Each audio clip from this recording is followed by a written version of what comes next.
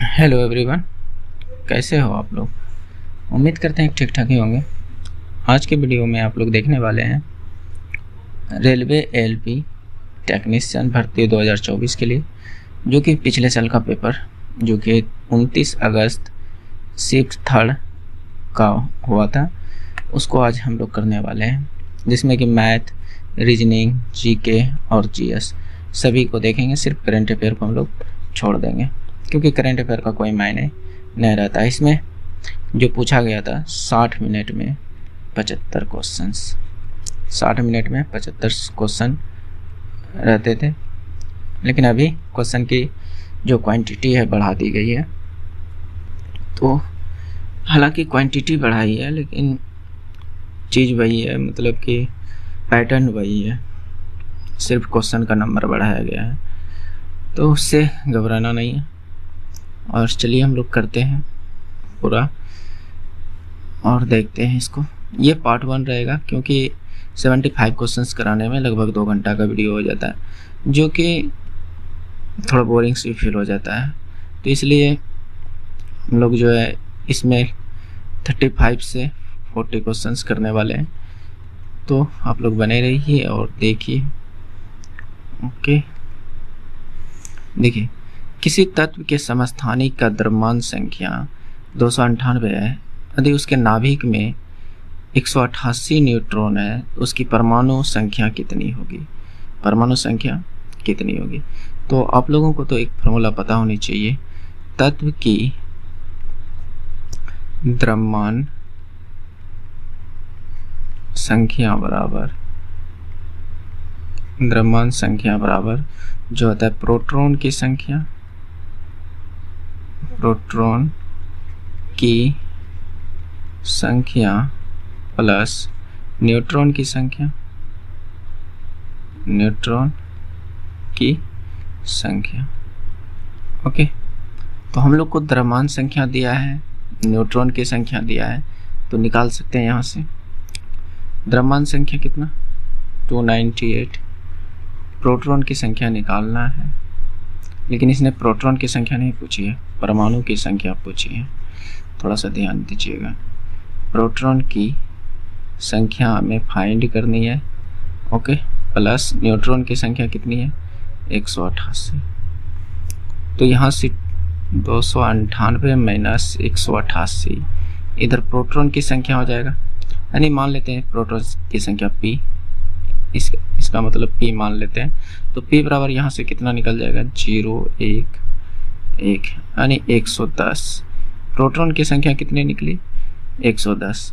तो आप लोगों को पता होनी चाहिए कि नाभिक में जितना प्रोटॉन होते हैं उतना ही परमाणु संख्या के बराबर ही होते हैं।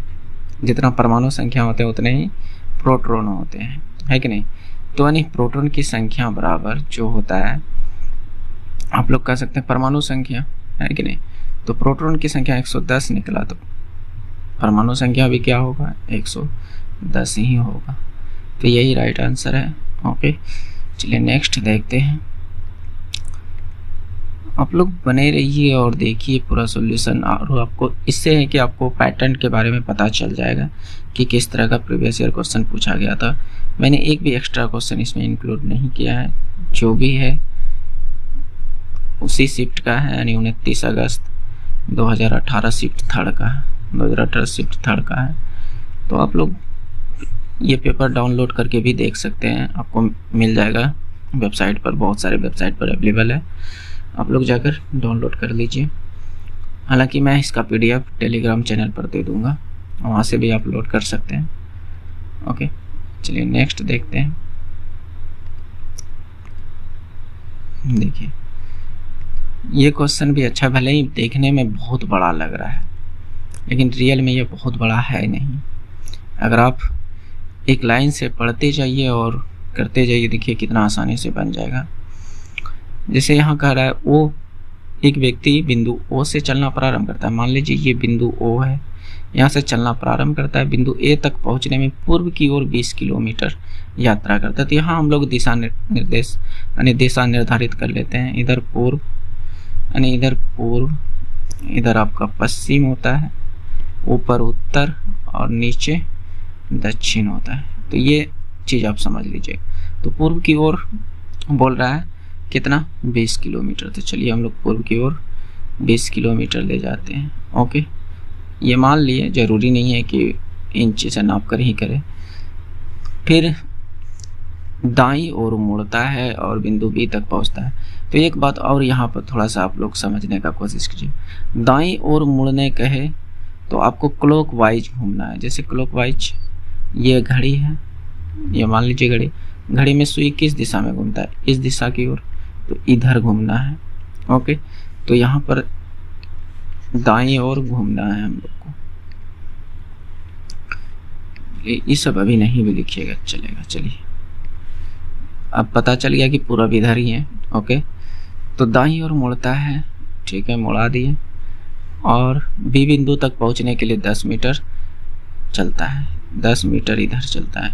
यहाँ ए, यहाँ से यहाँ तक बी 10 मीटर चलता है। ठीक, ओके, यात्रा करता है, दाईं ओर मुड़ता है, पुनः कहता है दाईं ओर मुड़ता है और बिंदु सी तक पहुंचने के लिए 9 किलोमीटर यात्रा करनी। पुनः इधर ही क्लॉकवाइज ही घूमेगा और 9 किलोमीटर यात्रा किया। किलोमीटर लिख लीजिएगा। यात्रा करता है और सी तक पहुंच गया। कहाँ तक पहुंच गया? सी तक। फिर कहता है दाईं ओर मुड़ता है और बिंदु डी तक पहुंचने के लिए 5 किलोमीटर यात्रा करता है। दाईं मतलब क्लॉकवाइज घूमना है, अभी भी इधर ही जाना है कि नहीं तो आप ही इस जगह पर खड़ा होकर देखिएगा। आप इधर जाइएगा और इधर से बोलेगा कि दाएं मुड़िए, तो इधर मुड़ना है। बायां मुड़ने बोलता तो इधर मुड़ते है कि नहीं, या इधर मुड़ते बायां मुड़ने के लिए बोलते। तो आप उस जगह पर रख कर देखिएगा आपको किधर मुड़ना है। 5 किलोमीटर कहाँ गया हाँ, डी तक पहुंचने के लिए 5 किलोमीटर, यानी सी यहाँ है, डी यहाँ तक पहुंच गए। ओके, 5 किलोमीटर यात्रा करता है। फिर बाईं ओर मुड़ता है और बिंदु ई तक बाईं ओर मुड़ता है। अब देखिए, कहने का मतलब अब यहाँ पर एंटी क्लॉक घूमना है, ना कि इधर घूमना है। अब घड़ी के विपरीत दिशा में घूमना है। और कितना चलना है? 5 किलोमीटर तो हो गया, 12 किलोमीटर, यानी यहाँ से 9 तो ये हो गया, यानी 12 किलोमीटर चलना है। तो ये 12 किलोमीटर चला। ओके,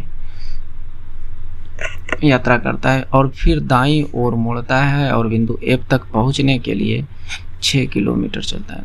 फिर दाईं ओर मुड़ता है और 6 किलोमीटर चलता है। यहाँ से ई गया और ये एफ तक पहुंच गया। ओके, तो अब बताइए, यहाँ बोल रहा है प्रारंभ बिंदु और अंतिम बिंदु के बीच न्यूनतम दूरी क्या है। ठीक है, प्रारंभ बिंदु इसका ये है, चलिए मैं इसे पेन चेंज करके ले, और अंतिम बिंदु ये है। अगर यहाँ से यहाँ तक की दूरी हम फाइंड करना चाहें तो कितना होगा? ये यहाँ से यहाँ तक किए तो ये 9, टोटल 20 था, तो यहाँ से यहाँ तक 20 हो गया, तो यहाँ से 9 और 12 21 होता है। तो यानी एक ज़्यादा है, यानी यहाँ तक की दूरी कितना है? 1 है। जो एक ये है वही एक यहाँ से यहाँ तक की दूरी होगी। क्या मेरी बात को समझ पा रहे हैं? एक यहाँ तक की दूरी होगी। अब इधर से समझिएगा, यहाँ से यहाँ तक 10 था और यहाँ से यहाँ तक 5 चल चुका है, तो इधर कितना बचा? 5 ही बचा। यहाँ पर आप समझिएगा कि हर वक्त 90 डिग्री घुमा है। 5 यहाँ तक हुआ और इसने लास्ट में बोला 6 चला है, तो इसका मतलब 5 यहाँ तक हुआ, तो इसका मतलब 1 इधर चला होगा। तो कहीं ना कहीं इस तरह से एक त्रिभुज का निर्माण हो रहा है। ये भी एक, ये भी एक है कि नहीं, इधर का भी एक और इधर का भी हिस्सा एक।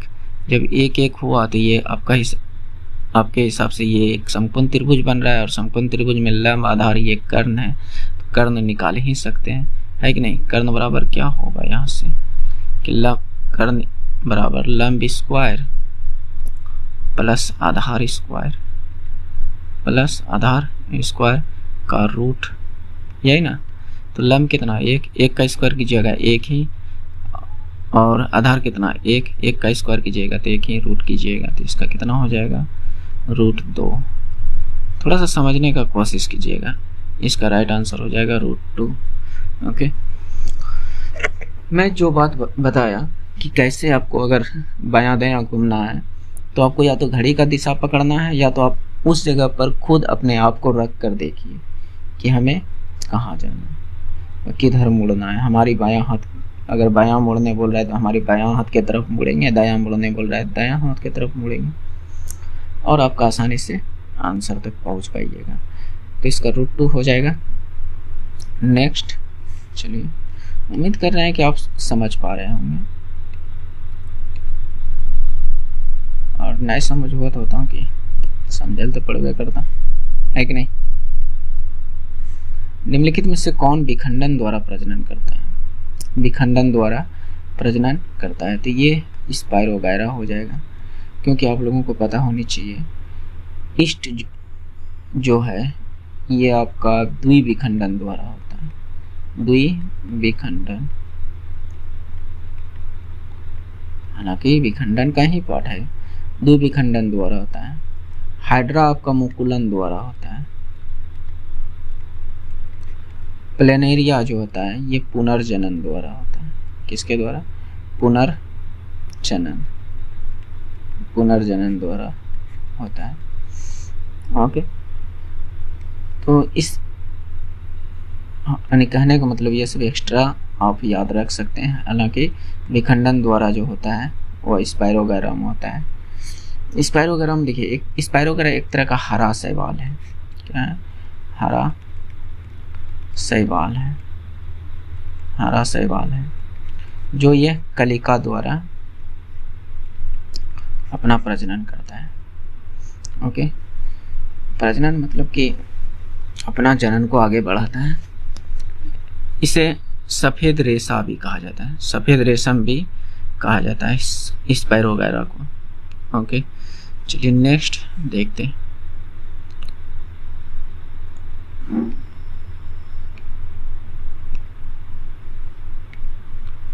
चलिए इस क्वेश्चन को कीजिए। देखिए दोस्त, एक दो क्वेश्चन देखकर भाग जाइएगा कि हो सकता है कि सिर्फ इजी हो, तो आप गलत सोच रहे हैं। इसमें अच्छे भी क्वेश्चन पूछे गए हैं और बहुत इजी भी क्वेश्चन पूछे गए हैं जो कि सभी लोग कर सकते हैं, और कुछ ऐसा क्वेश्चन है जो कि सभी लोग नहीं कर सकते। ओके, तो ये देखिए अगर प्रैक्टिस के तौर पर आप इस सेट को ले सकते हैं, इस पेपर को ले सकते हैं। हालांकि देखिए मैं सजेस्ट करता हूँ कि अगर आप किसी भी एग्ज़ाम को देने जा रहे हैं तो उस एग्ज़ाम से रिलेटेड प्रीवियस ईयर पेपर कम से कम 20 पेपर आपको सोल्व करना चाहिए, ताकि आपको एग्ज़ाम में बहुत ज़्यादा फ़ायदा मिल सकता है।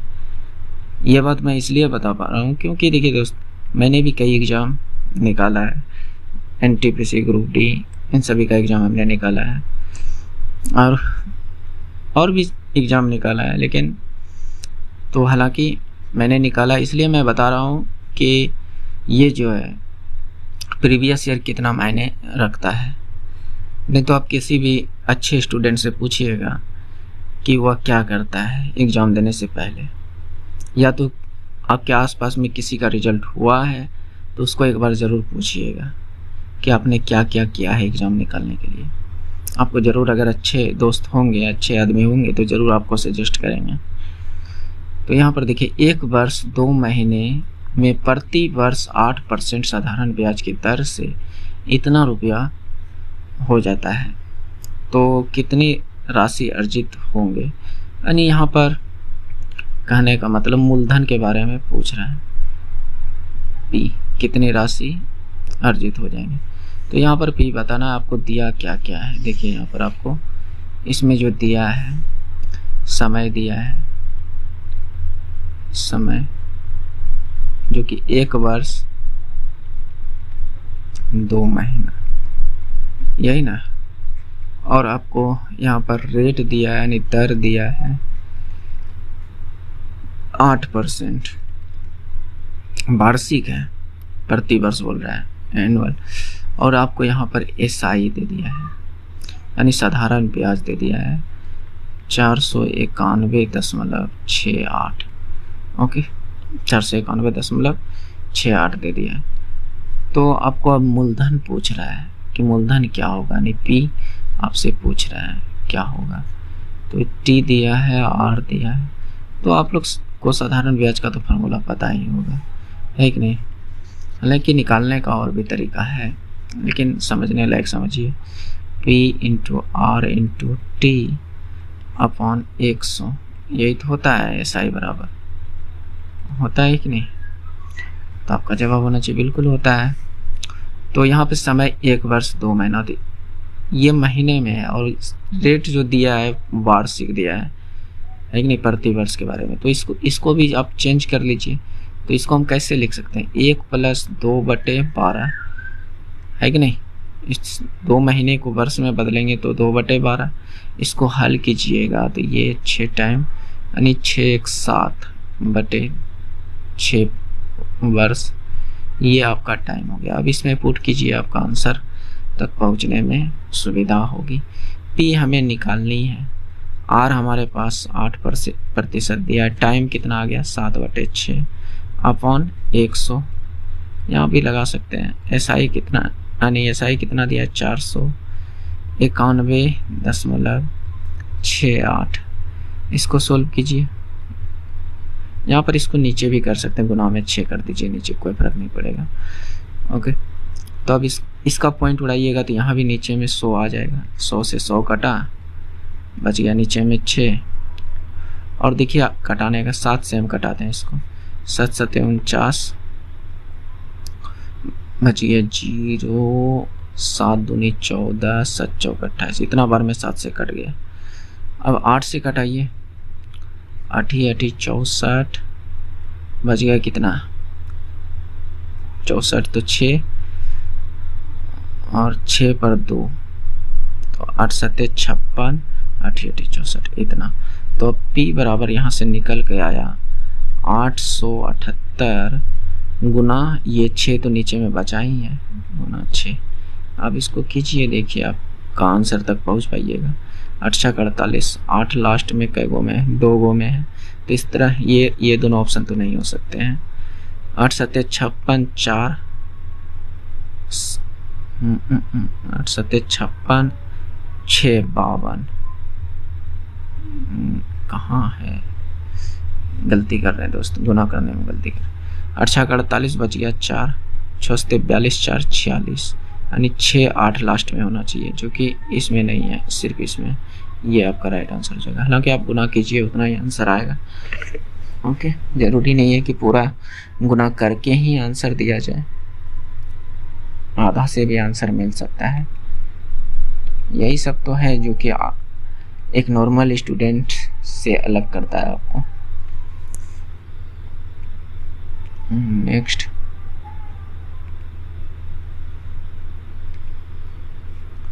कीजिए, देखिए स्टेटमेंट एंड कंक्लूजन वाला क्वेश्चन है।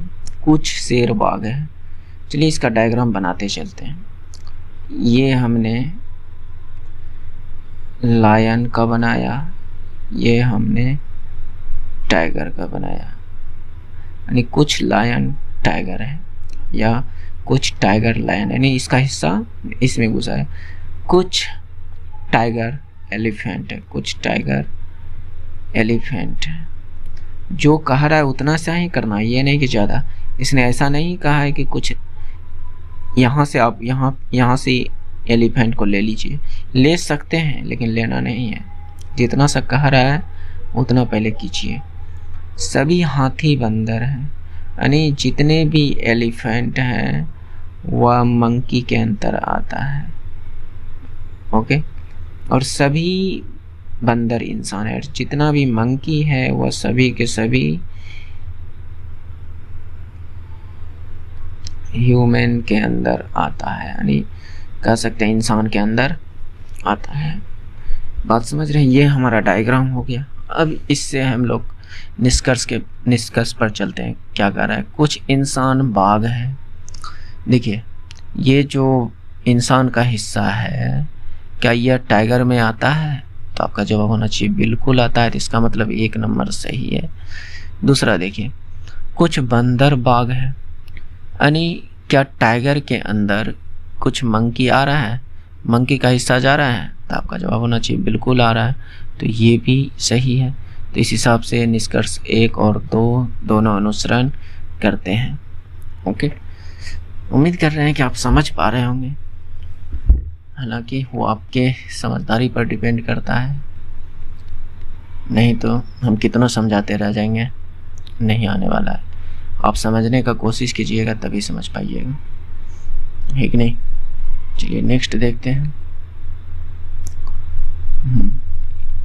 ये देखिए, 3 वर्ष के लिए 12% प्रति वर्ष में एक निश्चित राशि पर साधारण ब्याज इतना रुपए है, तो समान राशि पर 2 वर्ष के लिए 8% पर कितना चक्रवृद्धि ब्याज अर्जित होगा। ठीक है, हमारे पास पहले कंडीशन में दिया क्या है, यहाँ तक में देखिए टाइम दिया है 3 इयर्स, रेट दिया है 12%। ओके, उसके बाद हमें SI दिया है, SI दिया है कितना 41-40 इतना दिया है। ठीक, तो अब हमसे यहाँ से मूलधन फाइंड करना होगा, या तो यहाँ पर शॉर्टकट लगा सकते हैं या पूरे बेसिक से भी बना सकते हैं। शॉर्टकट लगाइएगा तो टाइम की बचत होगी, लेकिन हो सकता है समझ में आपको ना आए, मैं कोशिश करूँगा समझाने का। ओके, लेकिन अभी फिलहाल देखते हैं यहाँ पर क्या हो रहा है। PR/T/100 बराबर SI बराबर SI, यही होता है ना।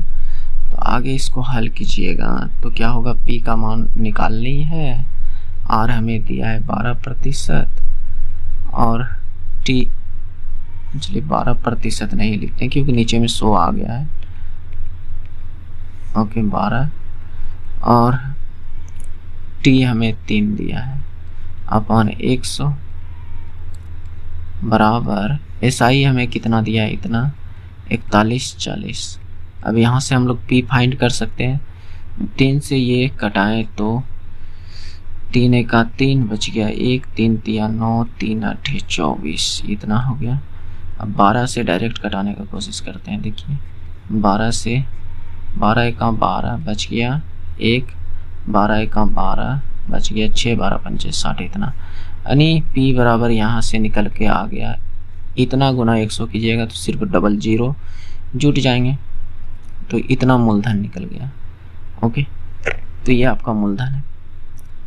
अब बोल रहा है कि समान राशि यानी यही राशि पर 2 वर्ष के लिए 8% पर कितना चक्रवृद्धि ब्याज होगा। तो या तो आप यहाँ फार्मूला लगाइए या तो आप शॉर्टकट कीजिए। चलिए पहले इसी तरीके से बताते हैं, इसके बाद इसको हम शॉर्टकट तरीके से बताएंगे। ओके, तो आपका CI बराबर क्या होता है, CI यानी P into R 1 minute 1 plus R upon 100 पर पावर N या T कह सकते हैं माइनस का P, यही तो होता है आपका चक्रवृद्धि ब्याज, होता है कि नहीं। तो यहाँ पर मान पुट कीजिए, P का मान कितना है 11,500 या यहाँ से P को कॉमन अगर ले लेते हैं तो इधर अंदर में यहाँ पर 1 आ जाता है। नहीं देखिए P को अगर हम कॉमन ले लेते हैं तो अंदर क्या रह जाता है 1 प्लस R अपॉन 100 पर पावर N माइनस का 1, यही रहता ना अंदर में, होता कि नहीं। तो वही चीज़ हम करते हैं, यहाँ कॉमन ले लेते हैं ताकि गुना भाग करने में थोड़ा आसानी होगा, बात समझ रहे हैं। तो 1 प्लस R का मान कितना है, सेम लेना है सेम दर पर, है कि नहीं। नहीं सेम दर नहीं, 8% बोल रहे हैं, 8% लेना है, R का मान 8% अपान 100 माइनस 1। यहाँ N का मान नहीं 2 वर्ष के लिए, N का मान 2 वर्ष माइनस 1, ये जाकर अब आपका हल हो जाएगा। तो 11,500 इसको हल कीजिएगा, 2 दूनी यानी 4 दूनी 25, 25 चौका यानी 25 2 27 बटे 25, 27 बटे 25 पर पावर, नहीं इस ब्रैकेट को अलग कर देते हैं, 2 माइनस 1, यही इसको मैं थोड़ा सा छोटा कर देता हूँ देखिए इसीलिए लॉन्ग तरीके से करने में थोड़ा आपका ज़्यादा टाइम लग सकता है। हालांकि मैं इसको शॉर्टकट बताते तो थोड़ा जल्दी हो जाता है, लेकिन हो सकता है समझ में भी ना आए, ये भी तो हो सकता है। तो यहाँ से 11,500, उसके बाद 27 का स्क्वायर कीजिएगा, कितना होगा 729, यानी 27 का स्क्वायर, उसके 25 का स्क्वायर 625 -1, इसको हल कीजिएगा तो आपका हो जाएगा 11,500, यानी 625 इसमें घट जाएगा, 729 - 625 बटे 625, ये हल कीजिए। देखिए 11,500 यहाँ घटाइए तो 401/625, तो ये आ गया आपका। तो यहाँ से 11,500 गुना 104 बटे 625, कटाइए आप जैसे भी कटा सकते हैं। देखिए कटा पिटा के कितना आता है, तो हम यहाँ पर 5 से कटाते हैं तो ये कितने बार में 125 बार में, इसको 5 से कटाते हैं तो 5 दूनी 10, 5 तिया 15, 00, ओके। 5 से फिर कटाइए 25 बार में, 5 से, 5 चौके 20, 5 छके 30, इतना, फिर 5 से कटाइए, 5 से ये कितने टाइम में जाएगा 5 बार में, 5 से ये 5 नमा 45, 5 दूनी 10, 93 गुना, और कटने वाले हैं क्या, तो अब मेरे उम्मीद से नहीं कटेगा। 5 नमा 45, 5 दूनी 10, ठीक है। 92 गुना 4 बटे 5, 92 गुना 104 बटे 5, ये आया 4 दूनी 8। देखिए इसको थोड़ा सा आसानी करने के लिए हम लोग कर सकते हैं, 2 से ऊपर नीचे गुना कर दीजिए। देखिए किसी भी अनुपात को किसी भी संख्या से गुना या भाग कीजिए, कोई फर्क नहीं पड़ता, ये अनुपात ही तो है। तो क्योंकि नीचे हम 10 बना रहे हैं, अब जैसे ही नीचे में हम 10 बनाएं, थोड़ा सा मेरे बात को यहाँ समझने का कोशिश कीजिएगा, आंसर तक आप जल्दी पहुँचते हैं। 4 दूनी 8 दूनी 16, लास्ट में 6 आएगा और यहाँ पर नीचे में 10 आएगा, तो इसका मतलब जो शुरुआत की संख्या होगी पॉइंट के पहले वह छो होनी चाहिए। छो क्या इस ऑप्शन में है, पॉइंट के बाद नहीं है, इस ऑप्शन में है नहीं है, इस ऑप्शन में है, तो ये आपका राइट आंसर हो जाएगा। तो यहाँ से यहाँ जल्दी तक पहुँच गए, हालांकि आप कीजिएगा भी तो उतना ही आंसर आएगा, लेकिन थोड़ा सा शॉर्टकट इस्तेमाल करना चाहिए। चलिए मैं इसको शॉर्टकट तरीके से कराता हूँ, कैसे कर सकते हैं। देखिए SI जो होता है वह मूलधन का RT% होता है, RT%। क्या मेरी बात को समझ रहे हैं? घुमा फिरा के बात वहीं पहुंच रहा है, लेकिन इस बात को समझिएगा तो आप आसानी से कर पाइएगा। RT% मतलब 12 या 36%, यानी ये जो 44140 है यह P का 36% के बराबर है। RT यानी 36% के बराबर है। इसको यहाँ से कटाइए 9 से 4 बार में, 9 से 9 चौके 36 और बच गया इधर 5, 9 छाके 54, 460। 4 से फिर कटेगा क्या? हाँ बिल्कुल कटेगा। 4 से ये कितने टाइम में जाएगा? 4 एका 4, 4 एका 4, बच गया 4 पंचे 20, 115, यानी P बराबर आ गया यहाँ से निकल कर 100 गुना 115। तो कितना जल्दी आया? P बराबर आया कि नहीं? तो ये हुआ। तो हमने P अब यहाँ पर गुना नहीं करना है। देखिए समय बचाने के लिए हम बता रहा हूँ कि आप गुना नहीं कीजिए। अब डायरेक्ट अब CI का जो यानी चक्रवृद्धि ब्याज में जो शॉर्टकट लगाइएगा, आप लीजिएगा मूलधन और अमाउंट का रेशियो। मूलधन और अमाउंट का, अमाउंट क्या होता है? आपका जवाब होनी चाहिए मूलधन प्लस CI, यही तो होता है कि नहीं? तो इसका रेशियो लेना है। अब इसका रेशियो लेना कैसे है? रेट को पकड़कर। किसको? रेट को पकड़ना है। यानी 8% का जो अगर सोल्व करें 8% को तो कितना होता है? 2/25। इसको कटाइएगा तो इसका मतलब मूलधन 25 है तो इस पर ब्याज कितना 2 बढ़ा है, इसका मतलब अमाउंट जो है 27 है। अमाउंट कितना है 27। अगर मूलधन 25 है तो अमाउंट 27 है अनुपात में, क्योंकि यहाँ पर देखिए 27 इसलिए लिया क्योंकि जो मिश्रधन होता है वो मूलधन प्लस चक्रवृद्धि ब्याज या साधारण ब्याज में अगर मिश्रधन देखिएगा साधारण ब्याज प्लस मूलधन होता है कि नहीं, तो यही बात। अब टाइम कितना वर्ष दिया है, 2 वर्ष के लिए। कितना वर्ष के लिए, 2 वर्ष के लिए। तो 2 वर्ष के लिए बोला है तो इसका मतलब इस पे पावर 2 कीजिए, पावर का 2। क्या मेरी बात को समझ रहे हैं? समझना पड़ेगा, नहीं समझिएगा तो कैसे होगा। तो यहाँ पर इसका स्क्वायर कीजिएगा 625 और इसका स्क्वायर कीजिएगा 729। क्या मेरी बात यहाँ तक ठीक है? तो बस अब देखिए, अब चक्रवृद्धि ब्याज यहाँ से अनुपात में चक्रवृद्धि ब्याज कैसे लेंगे, तो ये क्या है, मूलधन प्लस CI है कि नहीं। तो इसका मतलब कि इसमें से मूलधन को अगर हम घटा दें, इसमें से मूलधन को हम घटा दें तो CI बचेगा। तो इसमें से इसको घटाइए तो कितना बचेगा, 401 104। अनुपात में CI कितना है, 104। क्या मेरी बात को समझ रहे हैं? ठीक, इतना समझ चुके हैं तो आगे देखिए दोस्त। इस तरीके को अगर समझ लिए ना तो आपका सवाल जो है कि चुटकियों में बनना शुरू हो जाएगा। ओके, यहाँ पर समझिए 104। तो अब देखिए ये हमारा मूलधन है, ये हमारा क्या है, मूलधन है, और ये हमारा चक्रवृद्धि ब्याज है। और रियल में मूलधन कितना है, आपका जवाब होनी चाहिए रियल में मूलधन तो यही है, क्योंकि इसने कहा भी है कि समान राशि लेनी है, जो इधर राशि था वही राशि को लेना है। यानी 625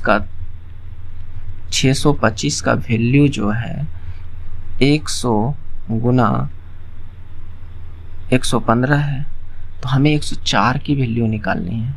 किसकी निकालनी है, क्योंकि CI तो यही है ना, 104 की वैल्यू निकालनी है। बात को थोड़ा गहराई से समझिएगा। तो हम यहाँ से कह सकते हैं कि 1 का वैल्यू कितना होगा अनुपात में, अगर अनुपात में देखा जाए तो 1 का वैल्यू कितना होगा, तो 100 गुना 115 बटे 625। क्या मेरी बात को समझ रहे हैं, 625। तो 104 बनाने के लिए इसको क्या कर सकते हैं, तो 104 से गुना कर सकते हैं कि नहीं।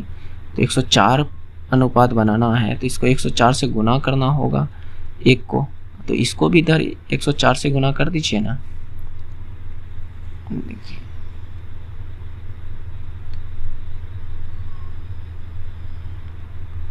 देखिए मेरा कहने का मतलब इस यहाँ पर जो भी वैल्यू यहाँ पर है उसको 104 से आप गुना कर दीजिए। 100 गुना 115 बटे 625 गुना 104। क्या मेरी बात को समझ रहे हैं? तो ये आपका कुछ शॉर्टकट तरीका हो गया। इसको मैं छोटा करता हूँ क्योंकि बोर्ड छोटी होने के वजह से डिस्प्ले में उतनी अच्छे से नहीं करा। ये रहा, ओके। तो अब यहाँ पर फाइंड कीजिए, अभी इसको हल कीजिए, आपका आंसर है यानी 100 गुना 115 गुना 104 बटे 625। इसको कटाइए पिटाइए, आपका आंसर तक आराम से पहुँच जाइएगा। नहीं तो देखिए हम कटाते हैं 25 से 4 बार में, 25 से 25 बार में, और 5 से 5 बार में, 5 से 23 बार में, ओके। फिर वही चीज़ आप यहाँ पर अप्लाई कर सकते हैं। इसको 10 बना दीजिए, 2 से गुना कर दीजिए, और इसको भी 2 से गुना कर दीजिए। 10 बनाने का मतलब नीचे में भाग लगाने में आसानी होगा। नीचे में 10 आ जाए, 100 आ जाए, भाग लगाना आसानी हो जाता है। जैसे हम कहते हैं कि आप 7/5 का हल कीजिए, तो आप भाग दीजिएगा तब ना पता चलेगा। लेकिन हम कहते हैं कि 7/5 को जो है ऊपर नीचे दोनों से 2 से गुना कर दीजिए, तो 7 दूनी 14, नीचे में 10। नीचे में 10 होने का मतलब एक संख्या छोड़कर पॉइंट लगेगा, यानी 1.4 एक संख्या छोड़कर, यानी क्योंकि ये एक 0 है। तो ये आसान हुआ कि नहीं? क्या तो आप इसको भाग देते हैं, 5 1 5, फिर बचा 4, 5 8, कहने का मतलब 2 बचा 5 चौके 20, तब जाकर आपका आंसर आता। तो आप यहाँ पर, ये तो छोटा था तो आपको पता चल गया, लेकिन अगर थोड़ा बड़ा होता तो प्रॉब्लम होता, इसीलिए मैं ये बात सजेस्ट करता हूँ। तो अब देखिए 3 दूनी यहाँ सीधा गुना, यूनिट डिजिट लीजिए, 4 दूनी 8, 8 तिया 24, 24 चौके 96, तो लास्ट में 6 आएगा, तो लास्ट 6 में एक ही ऑप्शन में है कि नहीं, तो ये आपका राइट आंसर हो जाएगा। तो आप इसको भी पूरी तरह से भाग लगाइए, या तो थोड़ा स्मार्ट तरीके से इसको यूज कीजिए, जल्दी आंसर पे पहुंचेगा, आप भाग देते रहिएगा। ओके, लेकिन मैं तरीका बता दिया कि इसको शॉर्टकट कैसे किया जा सकता है। ओके, नेक्स्ट देखिए, ये हो गया। चलिए, 540 ग्राम ग्लूकोज में मौजूद मोल की संख्या क्या है? ठीक है, तो ग्लूकोज का सूत्र क्या होता है? C6H12O6। तो इसमें कितना ग्राम अणु है, तो इसको निकालने के लिए कैसे फाइंड कीजिएगा? तो आपका जवाब होना चाहिए, कार्बन का परमाणु संख्या कितना होता है? 6, लेकिन कै गो कार्बन है? 6 गो कार्बन है। यहाँ पर कितना कार्बन है? तो 6 गो है, तो टोटल 6 कार्बन का लेना है। कितना कार्बन का? 6 कार्बन है। एक कार्बन का परमाणु संख्या 6 होता है। और परमाणु द्रव्यमान निकालने के लिए क्या करते हैं? पहले मुझे जवाब दीजिएगा, परमाणु द्रव्यमान निकालने के लिए क्या करते हैं? इसका परमाणु संख्या का डबल कर देते हैं, लगभग में हो जाता है कि नहीं। तो अगर किसी परमाणु संख्या का, अगर कार्बन का परमाणु संख्या 6 है, तो इसका परमाणु द्रव्यमान कितना होगा? तो आपका जवाब होना चाहिए 12। ये तो संख्या है, द्रव्यमान इसका जो होगा वो कितना होगा? 12। तो लेकिन कै गो है? 6 गो है, तो 6 से गुना कीजिएगा, इसका टोटल द्रव्यमान कितना होगा? 72। उसी तरह से आप हाइड्रोजन का ले सकते हैं, परमाणु संख्या 1, तो उसका द्रव्यमान कितना? 1 ही होता है, उसका भी द्रव्यमान 1 ही होता है। ये हाइड्रोजन के साथ ऐसा होता है, गुना टोटल कितने हाइड्रोजन है? 12। तो इसका मतलब यहाँ पर कितना द्रव्यमान हो जाएगा इसका टोटल? तो आपका जवाब होना चाहिए 12। उसी तरह से यहाँ पर ऑक्सीजन है, ऑक्सीजन का परमाणु संख्या कितना होता है? तो आपका आंसर होना चाहिए कि 8 होता है। और इसका द्रव्यमान कितना होगा? तो इसका जस्ट डबल 12 होगा। टोटल कितने ऑक्सीजन है? 6 ऑक्सीजन, तो 6 से गुना कीजिए तो कितना हो गया? तो बर्छा 72। तो इन सबको जोड़िए, देखिए कितना होता है।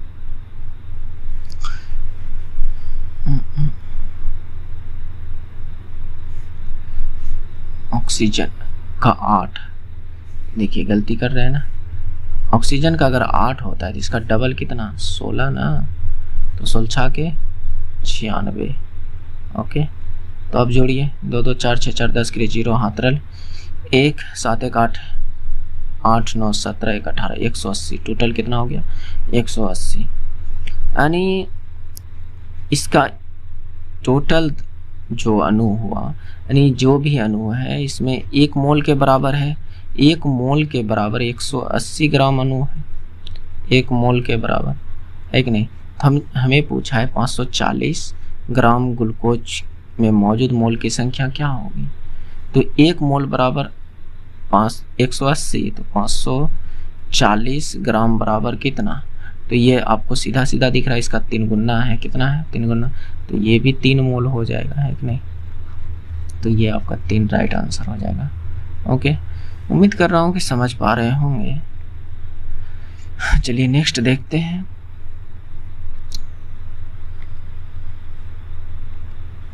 चलिए इसमें अलग चुनना है।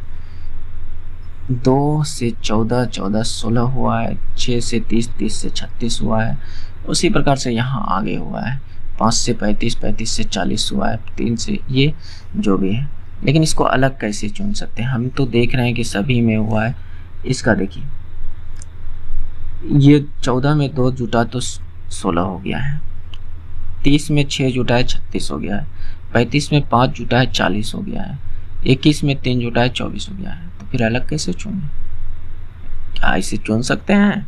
तो आपका जवाब होना चाहिए नहीं चुन सकते हैं। तो यहाँ पर देखिए, ये 14 क्या है? 2 गुना 7। ये 30 क्या है? 6 गुना 5। ये 35 क्या है 5 गुना 7, ये 21 क्या है 3 गुना 7, है कि नहीं, इतना है। तो आपका जवाब होना चाहिए हाँ बिल्कुल, तो है कि नहीं। तो यहाँ पर देखिए सब में 7 से गुना हुआ है, इन सब में, और इसमें 7 से गुना नहीं हुआ है, 6 से गुना हुआ है कि नहीं, 5 से गुना हुआ है। इसका मतलब यही अलग है। ऑप्शन नंबर ए आपका राइट हो जाएगा। ओके, नेक्स्ट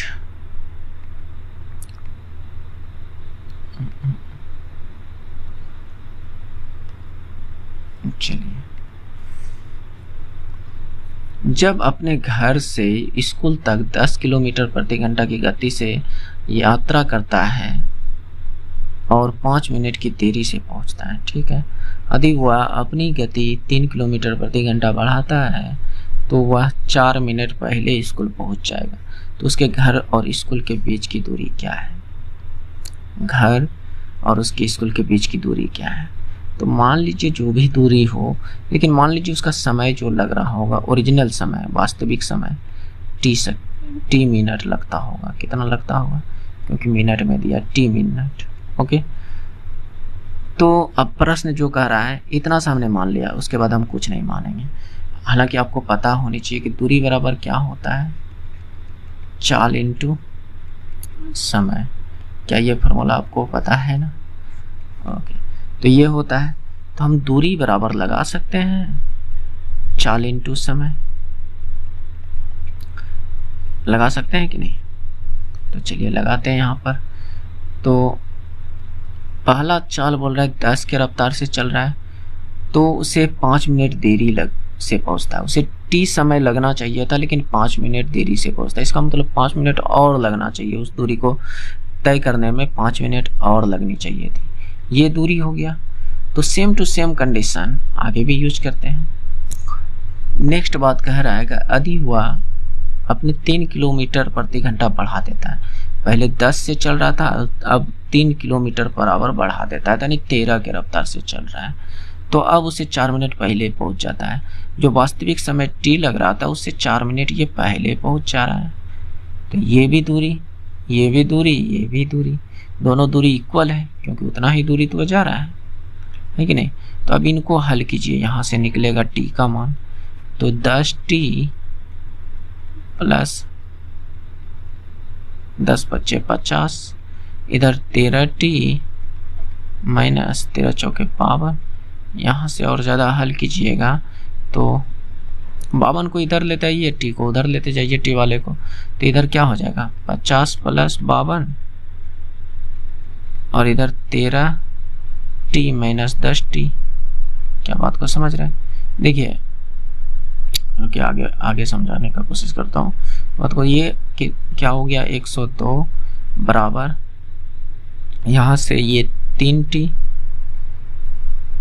तो यहाँ से t बराबर कितना निकलेगा 3, ठीक है 3t, 102/3 बराबर में t। अब आप सोचिएगा कि इधर हमने t इधर क्यों रखें। तो मैं एक बात बताना चाहता हूँ दोस्त, अब बटखरा का नाम सुने हैं, तराजू बटखरा, उसमें आप ये जो अगर तराजू बटखरा मान लीजिए ये तराजू है, आप बटखरा इस साइड रखिए या इस साइड रखिए, मान तो उतने ही देगा। अगर 5 kg यहाँ रखिएगा तो 5 kg नाप इधर भी देगा, या इधर बटखरा रखिएगा, इधर कोई चीज़ नापिएगा तो उतना ही ना पाएगा, है कि नहीं। तो ये आपका बराबर जो ये बटखरा का काम करता है, टी इधर रहे चाहे इधर रहे, दोनों बात सेम है। बात समझ रहे हैं? तराजू में भी क्या करते हैं, बराबर ही तो करते हैं दोनों साइड। तो चाहे टी इधर रहे चाहे इधर रहे, क्या फर्क पड़ता है? क्योंकि किसी ने इस तरह से पूछा था कि इधर क्यों, ये ऑफलाइन में पूछा था, ऑनलाइन में नहीं। 10th के बच्चे हमसे पूछा था, तो इसलिए मैं याद आ गया तो बता रहा हूँ। ओके, हालांकि आप तो समझदार हैं। तो टी निकल कर आ गया इतना, मैं इसको थोड़ा सा छोटा करूँ।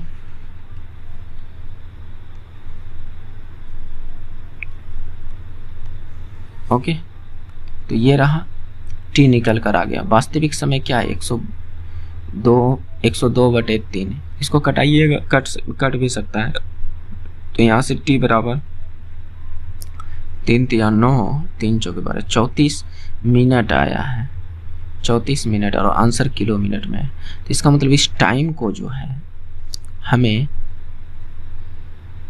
घंटा में बदलना होगा, तभी तो किलोमीटर, क्योंकि ये SI यूनिट में है तो इसको भी SI यूनिट में बदलना होगा।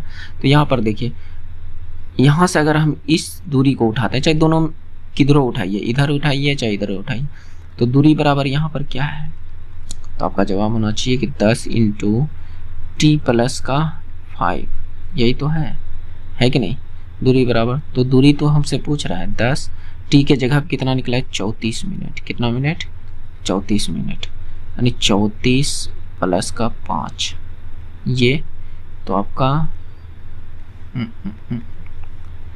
10 × 34 × 5 39, ये मिनट में है, किस में है, मिनट में। तो इसको घंटा में बदलिए, 60 से भागा तो ये कट गया 0 0, तो ये हो गया आपका 5 6 6 के 36, बच गया कितना 3 6 35, 6.5 किलोमीटर, ये आपका राइट आंसर है।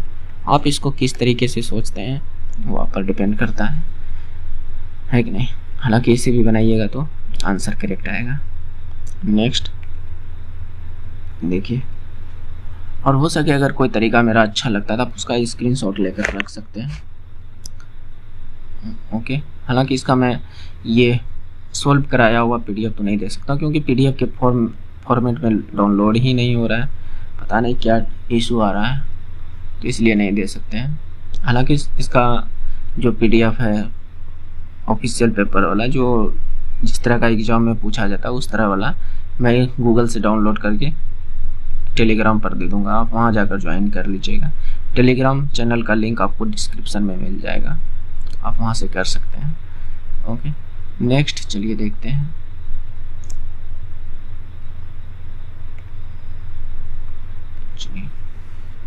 AJA, ये कुछ डाटा है, पढ़ना जरूरी नहीं है, पढ़ना यहाँ जरूरी है। उपरोक्त श्रृंखला में बाएं से दाईं ओर क्रम में परिवर्तित किए बनानी, कोई जो भी संख्या ऊपर दिया है उसको परिवर्तित नहीं करना है बायां से दायां तक किए बिना। ऐसे पदों के युग्मों की संख्या क्या है जिसमें पहला अक्षर हो और दूसरा संख्या हो, यानी पहला कोई अक्षर आए और बाद में संख्या आए, इस तरह से। तो चलिए देखते हैं। यहाँ तो पहले संख्या है, यहाँ नहीं हो सकता है। यहाँ पर देखिए पहला अक्षर है उसके बाद संख्या, यानी एक टर्म यहाँ पर मिला। ओके, फिर यहाँ पर देखिए यहाँ पहला अक्षर है और दूसरा संख्या, एक यहाँ भी मिल गया, पहला अक्षर है दूसरा संख्या, एक यहाँ भी मिल गया, ये O है, 0 मत समझिएगा। यहाँ पर देखिए पहला अक्षर और एक संख्या, एक यहाँ मिला, और कहीं है क्या, नहीं है। और इधर ये देखिए यहाँ पहले संख्या है उसके बाद अक्षर है, जो कि यहाँ नहीं ले सकते हैं, तो और मेरे देखने से कहीं नहीं है। तो टोटल कितने, 1 2 3 4, टोटल 4 हुआ है कि नहीं। ऐसी संख्या कितनी है कि पहला अक्षर है उसके बाद संख्या हो। जब इस तरह का प्रश्न आए ना तो इस तरह से आप नोट कर लीजिएगा, आसानी से जल्दी बनेगा। क्योंकि अगर आप नहीं नोट करके रखिएगा तो आप यहाँ पर डाटा देखने वक्त कन्फ्यूजन में आ सकते हैं, इसीलिए मैं इस बात को बोल रहा हूँ। हालांकि यहाँ तो दो ही चीज़ ना पूछा था, कहीं कहीं ये पूछा जाता है इस तरह से कि पहले अक्षर हो बाद में संख्या हो उसके बाद फिर अक्षर हो, तो इस तरह का कहाँ डाटा बन रहा है, कितनी डाटा है, यानी कितना संख्या युग्म है, तो इस तरह से पूछा जाता है। तो इसलिए मैं इस चीज़ को, अगर ये डाटा आपके सामने है तो यहाँ से ढूंढने में आसानी होगी, इसलिए मैं इस बात को बता रहा हूँ। ओके, नेक्स्ट चलिए देखिए, प्रियंकुर की वर्तमान उम्र अपने चचेरे भाई रिहाना के 3 गुना उम्र से 7 साल कम है। ठीक है, अब से 16 साल बाद प्रियंकुर की उम्र रिहाना की उम्र का 150% होगी, तो प्रियंकुर की वर्तमान आयु क्या होगा। तो चलिए, तो मान लीजिए इसका जो वर्तमान उम्र है P है, और प्रियंकुर का P मान लेते हैं, उसकी उम्र को ही, वर्तमान उम्र को ही P मान लेते हैं। आसानी का एक्स वाई मानने का चक्कर खत्म हो जाएगा। P है, उसका चचेरा भाई रिहाना को वर्तमान उम्र को R मान लेते हैं, इसके उम्र का 3 गुना, इसके उम्र का 3 गुना से 7 साल कम है, 7 साल कम घटा दी। तो यहाँ से हमें एक इक्वेशन मिल गया है। इस लाइन से। अब दूसरा लाइन से देखते हैं। अब से 16 साल बाद, तो ये प्रियांकुर का उम्र है वर्तमान, इसमें 16 साल ऐड कीजिए। तो जब मान लीजिए कि अगर मैं तुलना करना चाहूँ आपका और ये आपके भाई या बहन जो भी हो, आप अगर अभी 10 साल के हैं और आपके भाई 15 साल के होंगे, 10 साल बाद आप कितने साल का होइएगा? 20 साल। तो इसका मतलब आपका भाई 10 साल बाद 25 साल का होगा। इसका मतलब कि आप दोनों में ना ऐड किए, आप में भी और आपके भाई में भी।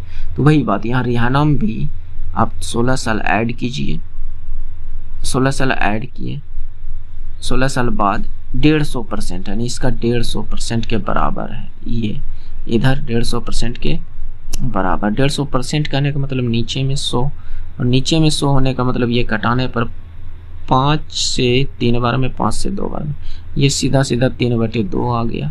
150% का मतलब 3/2। और इसको हल कीजिए थोड़ा सा। p + 16 बराबर आपका ये आ जाएगा, इस 2 से इधर ही गुना कर देते हैं तो आसानी होता। इस 2 से इधर गुना कर देते हैं और 3 से इसमें। मैं वही कर रहा हूँ, समझिएगा थोड़ा सा। इस 2 से इसको गुना कर दिए, 2p + 16 दूनी 32, और इधर इस 3 से ऊपर वाले को गुना कर दीजिए, है कि नहीं। ये बटे में 2 आने का मतलब ये पूरे के बटे में 2 है, ऐसा मान कर सकते हैं। हालांकि आपकी इच्छा आप कैसे करते हैं, या 3 दोनों को एक साथ गुना कीजिएगा, बात हिसाब किताब वहीं पहुंचेगा। तो 3r + 16 48, 16 48 ये आया। तो एक चीज हमें दिख रहा है, यहाँ पर पूछा गया प्रियांकुर का, एक चीज हमें 3r यहाँ भी दिख रहा है और 3r यहाँ भी दिख रहा है। क्या मेरी बात को समझ पा रहे हैं? देखिएगा दोनों जगह हमें 3r दिख रहा है, तो हम 3r बराबर ही कुछ रख दें तो आसान नहीं हो जाएगा। तो यहाँ पर हम कहते हैं कि इस इक्वेशन को थोड़ा और आगे सोल्व कीजिए। तो p माइनस में 7 है तो इधर प्लस में लेते आइए, +7, इधर क्या हो गया 3r बराबर इतना मान आया। तो इस इक्वेशन को अब इसमें पुट कर दीजिए, 2p + 32, 3r के जगह पे p + 7 को यूज कीजिए, p + 7। क्या 3r बराबर इतना लिख सकते हैं कि नहीं? तो आप कहेंगे कि बिल्कुल लिख सकते हैं, +48 +48। अब इसको हल कीजिए, 48 7 55, और इधर 3p - p, और इधर 48 7 55 माइनस ये क्या हो जाएगा 32। तो यहाँ से आप देखिए कितना आता है,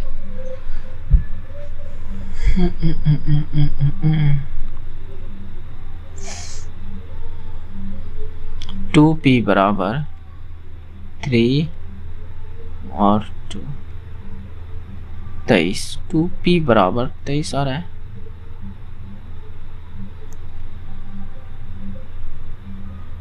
कहीं गलती तो नहीं कर रहे हैं? p + 7 बराबर 3r, ठीक है, यहाँ तो ठीक है। 2p + 32, इसको 2 से गुना कर दिए। देखिए हो गया है गलती, हमें लग रहा है कि गलती हो गया है। यहाँ तक तो ठीक है, यहाँ तक ठीक है। चलिए इसको दोनों को गुना करते हैं, p + 16, इसको अगर गुना किए तो ये क्या आ गया 2r 3r/2 प्लस इसको गुना किए तो ये कितना आ गया 16/48/2, यही ना, तो इतना आ गया। तो इसको हल कीजिएगा तो यहाँ पर 24 दूनी, लेकिन बात तो वहीं पहुँच रहा है दोस्त, बात घुमा फिरा के वहीं पहुँच रहा है।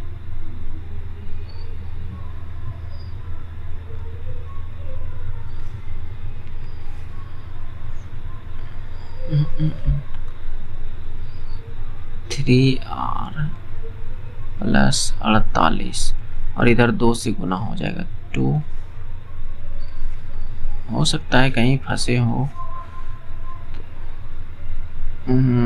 2p प्लस 16 दूनी 32, 32। इसको हल करेंगे तो 2p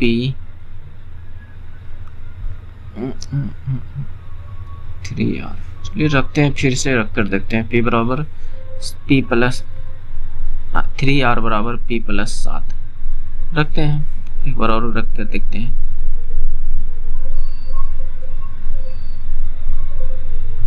p प्लस का 7 प्लस 48 प्लस का 48, 2p plus 32 plus p plus 8 55 आया। कितना आया? 55। सही तो लगता आ रहा है। तो यहाँ पर 2p माइनस ये वाला p इधर आएगा तो माइनस में p, तो इधर 55, 32 को उधर ले जाइएगा तो माइनस का 32। सही तो था। 2p में एगो p घटेगा तो कितना बचेगा? 3 2 23, यानी p बराबर 23 आ गया। p की वर्तमान उम्र को हमने प्रियांकुर की वर्तमान उम्र को हमने p माना। सही तो कर रहे थे, पता नहीं कि क्यों हमें लग रहा था गलती। तो ये 23 वर्ष राइट आंसर है। देखिए हो जाता है दोस्त, कभी कदा मैंने बहुतों को देखा है, बड़े बड़े टीचरों को फंसते देखा है कि नहीं। तो मैं कौन सी खेत की मूली हूँ, फंस सकता हूँ कैलकुलेशन में, लेकिन तरीका अगर ये रहा तो आपके लिए आसान होगा, क्योंकि इसमें एक्स वाई मानने की झंझट नहीं है। बात समझ रहे हैं? नेक्स्ट,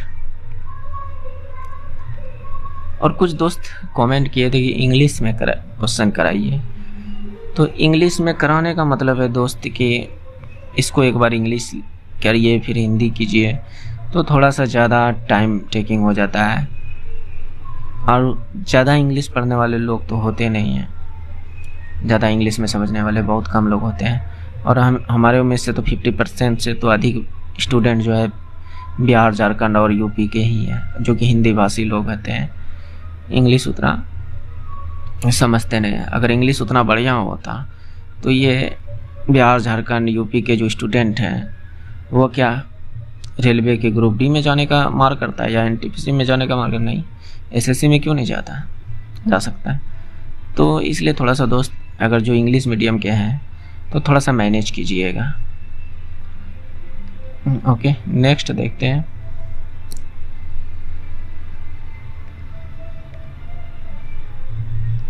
चलिए इसको देखिए।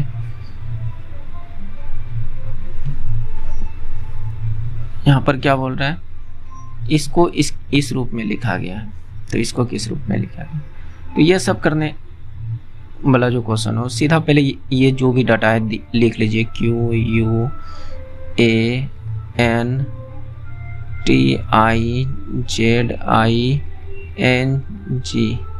ओके, उसके बाद यहाँ पर क्या है? TNAUQGNIZI।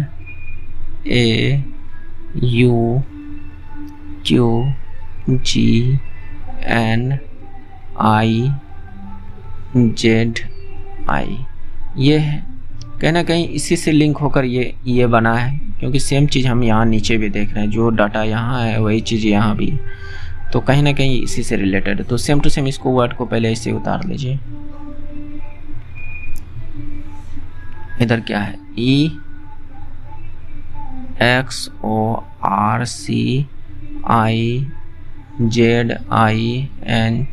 ये है। ओके, तो अब देखिए यहाँ पर क्या लगा है।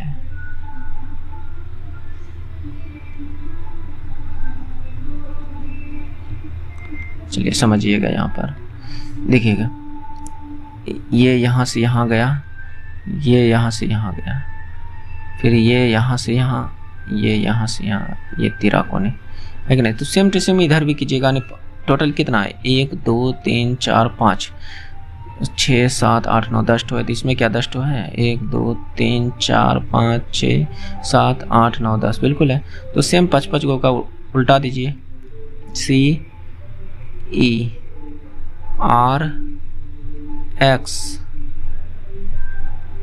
बीच में ओ, बस ओ, CROXE, CROXE, इसमें भी है CROXE, इसमें भी है CROXG है, तो इसमें नहीं हो सकता है CROXE, इसमें है, एक ऑप्शन हट गया।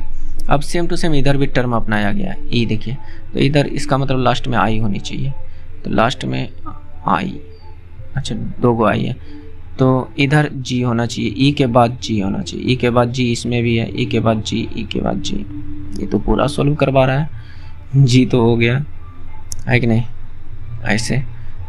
उसके बाद यहाँ पर जेड, लास्ट में जेड आई आना चाहिए, जेड आई, इसमें नहीं है, इन दोनों ऑप्शन में ये दोनों हो सकता है, और ई के बाद जी, ई के बाद जी।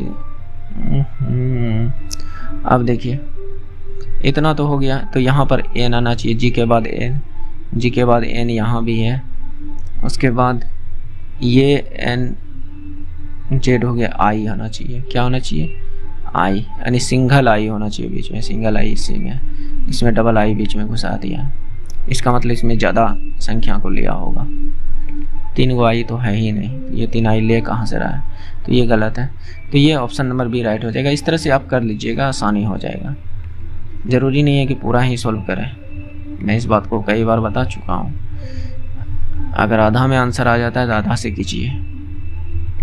चलिए देखिए, अधिश्री x की 2 बहनें y और z हैं, और y की माँ y के पिता की बहन है, तो y की माँ x की क्या है।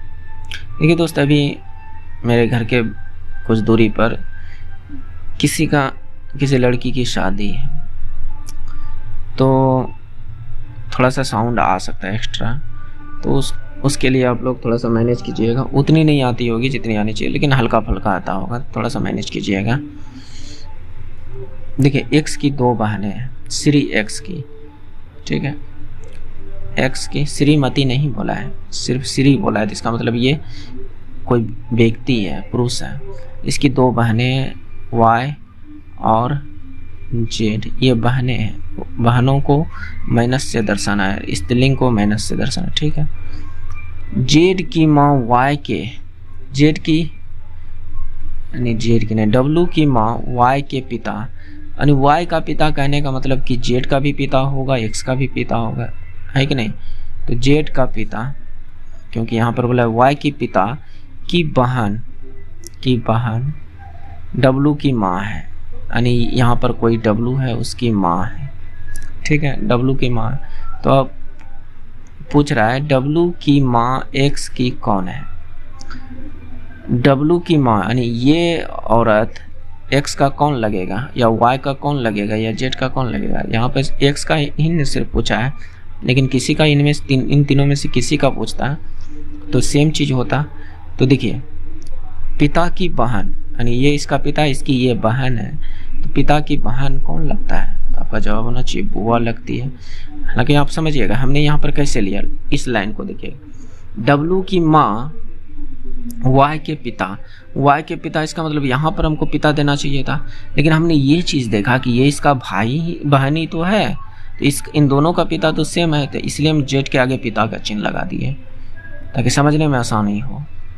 पिता की बहन w की माँ है, w की इसका माँ है, यानी इसका पिता की बहन, बस यही बात यहाँ पर था। और इस तरह से बनाइएगा तो आपका जल्दी आंसर आएगा। ओके, नेक्स्ट,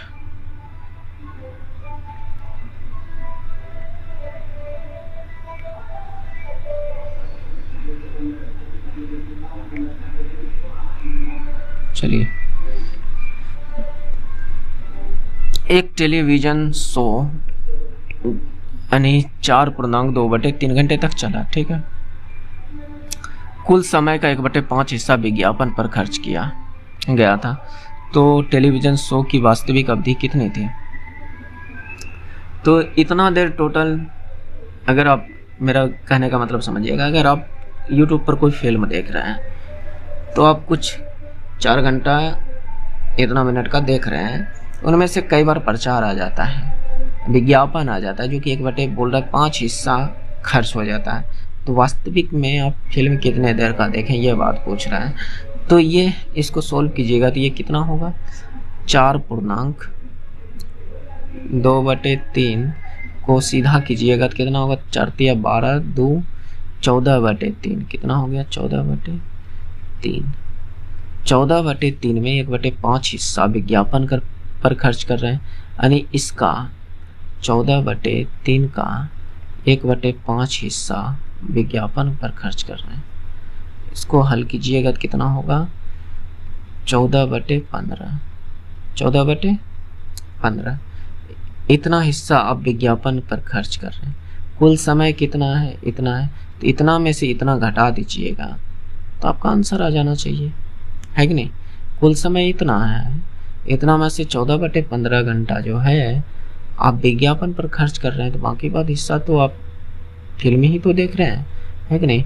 तो वास्तविक समय क्या होगा 14/3 माइनस 14/15। तो इन दोनों का एलसीएम कितना 15, 14 पंचे 70 माइनस 14, तो यहाँ से 6 7 में 6 में 1 गया 5, 56/15। ऊपर 6 आ रहा है, तो इस सबको देखिए ऊपर में 6 तो है नहीं, खत्म, इसमें भी नहीं है। 5 दूनी 10 7 17, इसमें लास्ट में ऊपर में 7 आ रहा है, तो एक ही ऑप्शन में है। अब कैसे हमने पकड़ा कि ऊपर में 6 है, देखिए यहाँ पर 15 × 45 और 11 56, तो लास्ट में 6 तो आ रहा है, इसी में तो आ रहा है, लेकिन 5 × 15 1 16, तो 6 इसी में, तो यही आपका राइट आंसर हो जाएगा। ओके, नेक्स्ट दोस्त, इस सब समय बचाने का तरीका है, उस तरीके को आप एब्जॉर्व करने के लिए सीखिए, है कि नहीं। समय बचाना एग्जाम में बहुत इंपॉर्टेंट होता है दोस्त, बात समझ रहे हैं। अगर समय बचा लिए तो उस समय बचे हुए समय में से आप जो हार्ड क्वेश्चन है उसको आप एक्स्ट्रा समय में कर सकते हैं। हार्ड देखिए, कुछ क्वेश्चन ऐसा होता है जो एक बार देखने में समझ में नहीं आता है, अगर आप उसको एक बार पूरा देख कर फिर दूसरे बार अगर घूम कर जाइएगा तो हो सकता है आपको दूसरे बार में समझ में आ जाए, लेकिन अगर दूसरे बार में भी नहीं आया तो समय बचने पर तीसरे बार में अगर उस पर जाइएगा तो निश्चित ही बनेगा, अगर आप क्वेश्चन में थोड़ा सा भी कुछ समझ रहे हैं तो, नहीं तो फिर नहीं बनेगा। लेकिन अगर समय बचेगा तभी तो समय बचाना तो जरूरी है कि नहीं। चलिए नेक्स्ट देखते हैं। एक कक्षा में 35 छात्र के स्कूल बैग का कुल वजन इतना है, तो प्रत्येक छात्र के पास केवल एक स्कूल बैग था, तो प्रत्येक स्कूल बैग का औसत वजन क्या है। तो इससे भी कोई इजी क्वेश्चन होता है क्या, सीधा क्या बोल रहा है, कुल इतना है 449.75, तो 35 बच्चों में बांट देना है, तो एक बच्चे का निकल जाएगा, क्योंकि ये 35 का है, तो एक का निकालने के लिए 35 से भाग लगाइए। देखिए आप भाग लगाकर आप भाग लगाइए, समय बचेगा, मैंने आंसर बता दिया, ये है, आप कर लीजिएगा। ओके, नेक्स्ट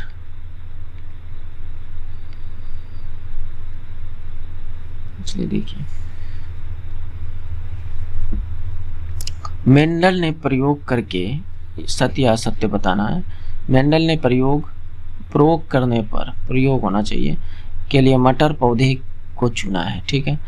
तो गुणसूत्र कारक का एक वाहक है, ये बात तो सही है, गुणसूत्र कारक का एक वाहक है, यानी गुणसूत्र में ही तो बहुत चीज जाता है, गुणसूत्र के थ्रू तो ही, जैसे मान लीजिए कि किसी को वर्धनता रोग है, वह वंशज रोग होता है, तो वह वर्धनता रोग उसके बच्चों में भी जाता है, किसके वजह से, गुणसूत्र की वजह से। इसका मतलब ये सत्य है, और ये भी बात सत्य है क्योंकि मेंडल ने मटर के पौधे को चुना था आनुवंशिकी की खोज के लिए, है कि नहीं।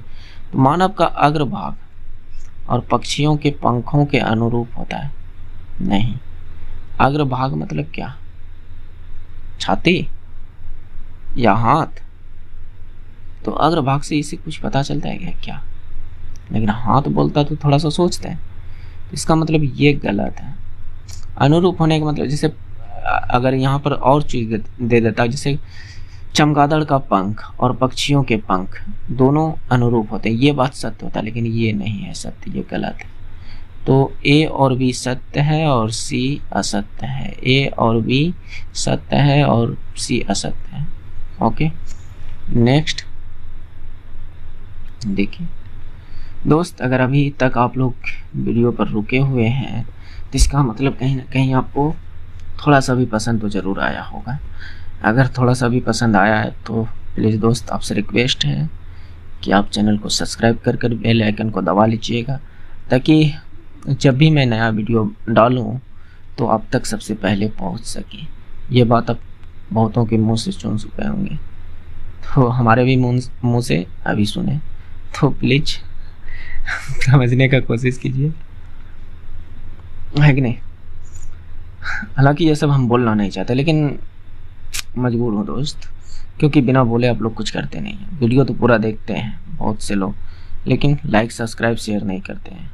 और हो सके तो आप एक प्यारा सा कमेंट कीजिए, ताकि मैं भी थोड़ा सा मोटिवेट रहूँ कि चलो जो हमने किया, जो आप लोगों के लिए कर रहे हैं, वह एक सही दिशा में कर रहे हैं और हमें आगे करनी चाहिए। इस चीज़ के लिए हमें भी मोटिवेट मिलेगा। तो ज़रूर दोस्त सपोर्ट कीजिए, मैं भी आप लोगों को वीडियो बनाकर देते रहूँगा। आप जिस चीज़ का वीडियो बोलिएगा उस चीज़ का बना कर दूँगा। जैसे मैथ का कोई टॉपिक हो, या एनटीपीसी का प्रीवियस ईयर पेपर हो, या ग्रुप डी का प्रीवियस ईयर पेपर हो, या एलपी टेक्नीशियन का। एलपी टेक्नीशियन का तो अभी मैं करा ही रहा हूँ। टोटल 30 पेपर मैं कराने वाला हूँ। 30 पेपर यानी 30 दूनी 60 वीडियो आपको मिलेगा एलपी का।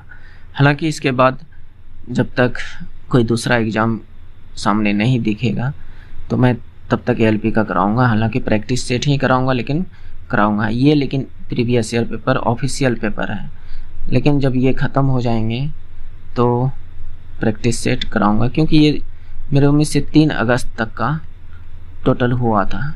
एलपी 2018 का जो टोटल शिफ्ट में हुआ था 3 अगस्त तक हुआ था, तो ये 3 सितंबर तक शायद हुआ था। तो इसका मतलब और अभी यहाँ से 7 या 8 पेपर है, यानी कहने का मतलब 16 वीडियो ज़रूर बनेगी। मैं आपसे बात पहले भी कर चुका हूँ और आज भी कर रहा हूँ। मैं टोटल एलपी का जितना भी प्रीवियस ईयर पेपर रहेगा सारा का सारा सॉल्व कराऊंगा। तो आप लोग सपोर्ट कीजिए, थोड़ा अच्छा लगता है सपोर्ट करने पर, एक अच्छा फील होता है। तो ये हो गया। चलिए नेक्स्ट, बाकी बात क्या बोले वो आप पर डिपेंड करता है कि आप क्या कीजिएगा, लेकिन आपको समझना चाहिए कि आपके लिए जब हम इतना कर सकते हैं तो आप भी मेरे लिए कुछ कर सकते हैं। 6:44 बजे घड़ी के घंटे की सुई और मिनट की सुई के बीच का कोण में से छोटे कोण का माप क्या होगा। तो इसके लिए आप लोग कोण का फार्मूला लगा सकते हैं। कोण निकालने के लिए 11 गुना मिनट, 11 गुना मिनट बटे 2 माइनस घंटा गुना 30, घंटा गुने का 30। ये तो यह शॉर्टकट इसका फार्मूला बना सकते हैं 11 गुना m बाई 2 माइनस घंटा गुना 30। ये फार्मूला आप लगा सकते हैं। तो अब मिनट और घंटा क्या है इस बात को समझिए। 11 मिनट जो इधर वाला है, जो 6:44, यानी ये आपका मिनट है, अपन 2 घंटा जो आगे में 6 बज रहा है वह घंटा है, गुना 30। सॉल्व कीजिए। ये 11 दूनी 22, यानी 22 दूनी 44, और 11 गुना 22 कीजिएगा तो कितना होगा। या तो आपके कर लीजिए ना, इसको 11 गुना 2 कह सकते हैं कि नहीं 22 को, तो आपका जवाब है हाँ बिल्कुल कह सकते हैं। तो 11 गुना 11 कीजिएगा तो 121, 121 गुना 2 कीजिएगा तो कितना होगा 242, 242 माइनस 60 दिया 100, यानी 30 गुना 6 कीजिएगा तो 180। घटाइए कितना आता है, लास्ट में 2 बच रहा है, लास्ट में 2 ऑप्शन में एक ही में है, तो ये राइट हो जाएगा। हालांकि घटाइए, 14 में 8 गया 6, 1 में गया 0, तो ये हो गया 62 डिग्री। ये राइट आंसर है। अगर ऑप्शन में ये चीज़ नहीं कहता कि छोटा कोण का माप क्या होगा और ऑप्शन में 62 भी नहीं होता तो फिर क्या करते हैं। तो इसके लिए एक बात जान लीजिए, जो भी आया है फार्मूला तो यही लगाना है, जो भी आया है उसको 360 में पटाक देकर माइनस कर दीजिए, वो आपका आंसर हो जाता है। जो भी थीटा निकला है, जो भी कोण, उसको माइनस कर दीजिए 360 में, आपका आंसर परफेक्ट आएगा। बात समझ रहे हैं। तो आसानी से निकाल सकते हैं इस तरीके से। नेक्स्ट,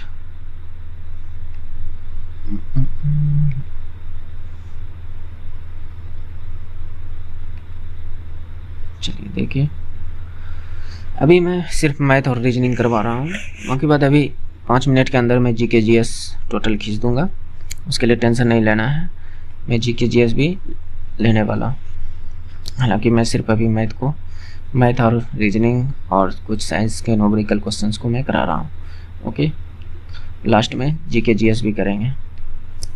ओके, जब प्लाईवुड के प्रत्येक 2.3 सेंटीमीटर मोटे 472 टुकड़ों को एक दूसरे के ऊपर रखा जाता है तो स्तूप की ऊंचाई मीटर में कितनी होगी? मीटर में कितनी होगी?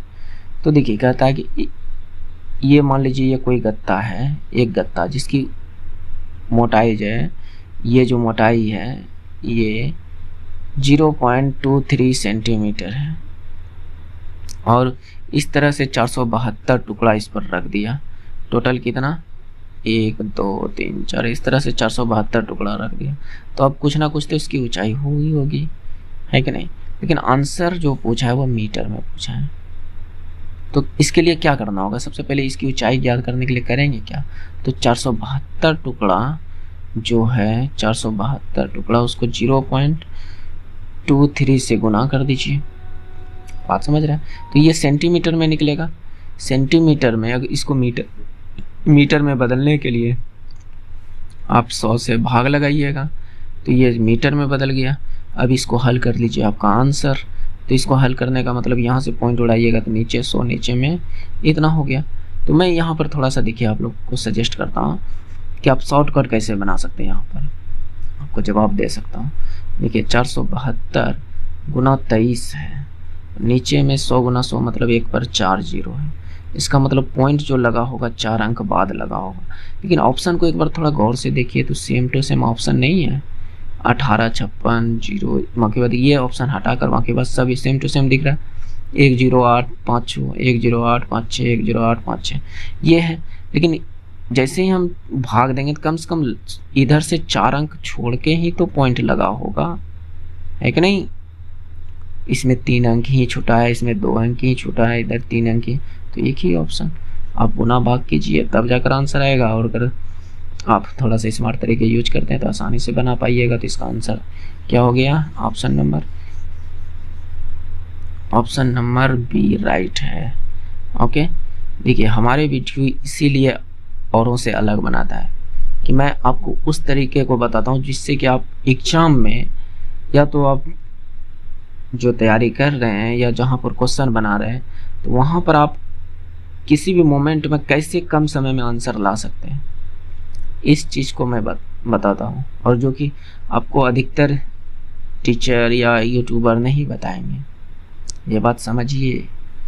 भले ही अभी हमारे सब्सक्राइबर बेस कम है, लेकिन जिस दिन आप लोगों को समझ में आएगा कि नहीं आप लोगों के लिए ये वीडियो बेहतर है, तब फिर आप हमें सपोर्ट कीजिएगा, लगता है। लेकिन नहीं दोस्त, अभी आप सपोर्ट कीजिएगा तो आपको क्या कहते हैं, हमारे बाल बच्चे दुआ देंगे। हालांकि ये सब जोकिंग है, चलिए कोई बात नहीं, हमें उम्मीद है कि आप सपोर्ट ज़रूर कीजिएगा। नेक्स्ट देखिए,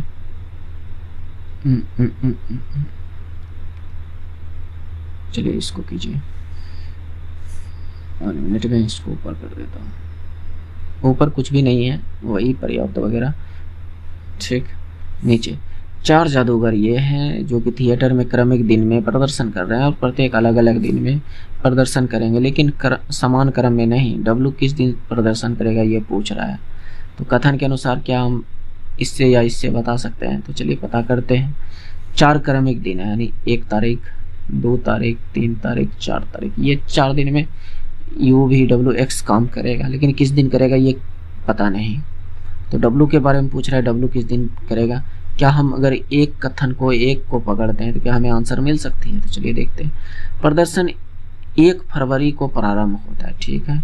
1 फरवरी को प्रारंभ हमने कर दिया, 1 फरवरी 2 फरवरी 3 फरवरी, ठीक। एक्स अगला दिन करता है, यानी 1 फरवरी को नहीं करता है, उसके बाद वाले दिन में एक्स करता है। क्या मेरी बात को समझ रहे हैं? तो क्या इससे हमें पता चला कि W किस दिन कर रहा है? तो नहीं पता चल रहा है, तो एक को रहने देते।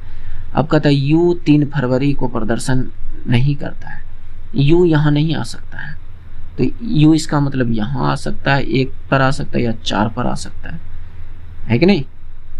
उनमें से U और V के बीच एक लोग प्रदर्शन कर रहा है, इसका मतलब U यहाँ नहीं आ सकता है, लेकिन V यहाँ तो आ सकता है।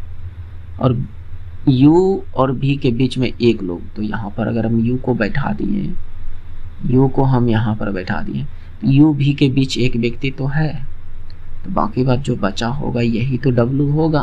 तो इसका मतलब जब हम दोनों कथन को पुट किए तब जाकर हमें आंसर मिला।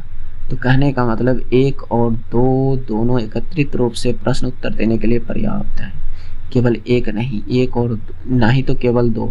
सिर्फ हम 2 से भी नहीं बता सकते हैं कि पर्याप्त है। कैसे? देखिए, अगर कह रहा है कि 1 2 3 4 फरवरी तक चला है, 3 फरवरी को प्रदर्शन नहीं करता U 3 पर नहीं आएगा, ठीक है, मान लिए। उनमें से U V के बीच प्रदर्शन करता है U, तो यहाँ पर V को हम करवा देते हैं और इधर U को करवा देते हैं। तो यहाँ पर जरूरी तो नहीं है, इस लाइन से तो ये नहीं कह रहा है कि X यहाँ होगा कि X यहाँ होगा, नहीं बता पा रहे हैं ना। तो इसलिए हम सिर्फ 2 को भी नहीं ले सकते, दोनों को एक साथ लेंगे तब हमें आंसर मिलेगा। तो एक साथ पर्याप्त होनी चाहिए। ओके, तो इसका राइट आंसर हो जाएगा ऑप्शन नंबर बी। बात समझ रहे हैं? Okay, next.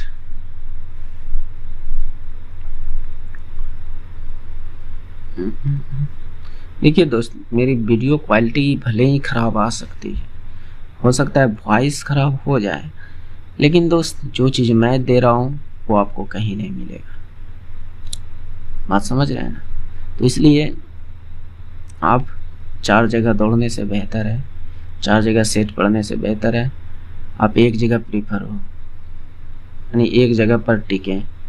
4 जगह भटकने से कुछ नहीं मिलता है। बात समझ रहे हैं? और हो सकता है कुछ लोग कहें, कुछ लोग का सोच होगा कि इतने कम सब्सक्राइबर है तो क्या पढ़ाते होंगे। तो मैं दोस्त एक बात बताना चाहता हूँ, जब बचपन में मैं रामायण देख रहा था तो उसमें सुग्रीव ने रावण को एक बात कही थी। रावण ने कहा कि क्या मैं एक बंदर से अब ज्ञान लूंगा?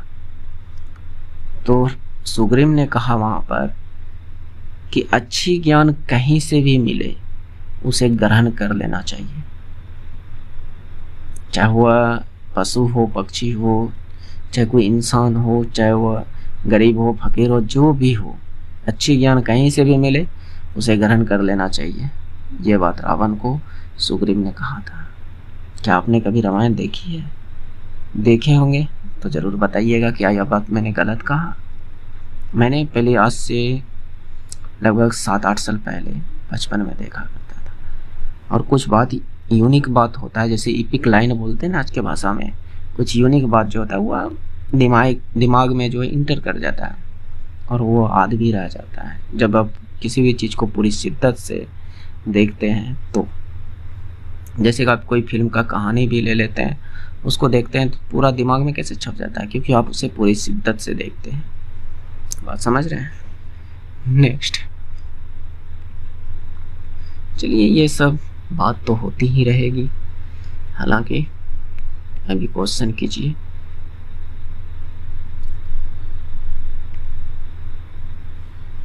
चलिए, ये तो हो गया।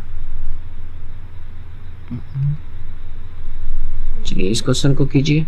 हमारे करने से पहले आप भी रोक कर वीडियो क्या कीजिए। बात समझ रहे हैं, ताकि आपको और समझने में आसानी हो। तो मध्य अनुपाती पूछ रहा है इन दोनों के बीच। तो मध्य अनुपाती क्या होता है? √A/B। अब A क्या है और B क्या है? तो किसी भी संख्या को A मान लीजिए और किसी भी संख्या पे यहाँ B मान लीजिए। बस अंदर में गुना कीजिए। A का मान 0.16, B का मान 0.64, इसको हल कीजिए। ये अनुपाती मध्य अनुपाती बराबर सूत्र है, आप लगा सकते हैं। ओके, तो इसको हल करने के लिए हम पॉइंट उड़ा देते हैं, नीचे में 100, इसका पॉइंट उड़ा देते हैं, नीचे में 100, है कि नहीं।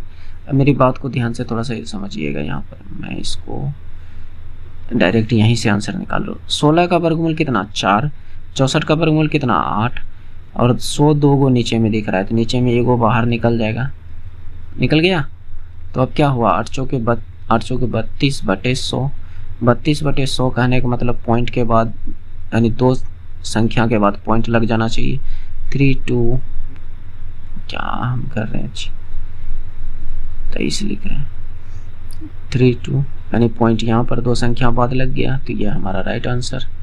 आगे में जीरो लगाए चाहे न लगाए क्या फर्क पड़ता है, इधर जीरो इतना ढेरी जीरो लगा दें, कोई दिक्कत है क्या, कुछ नहीं होने वाला है। तो वही है, हो सकता है किसी को कन्फ्यूजन हो कि पॉइंट 32 ही आप पॉइंट 32 ही लिखें, तो इसका मतलब गलत हो सकता है, वो अलग सोच सकते हैं, तो अलग नहीं है दोस्त।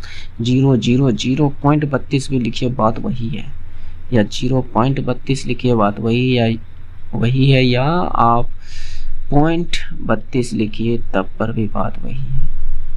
इसलिए ये सब आपको सोचना नहीं है। तो ये आपका राइट हो गया। नेक्स्ट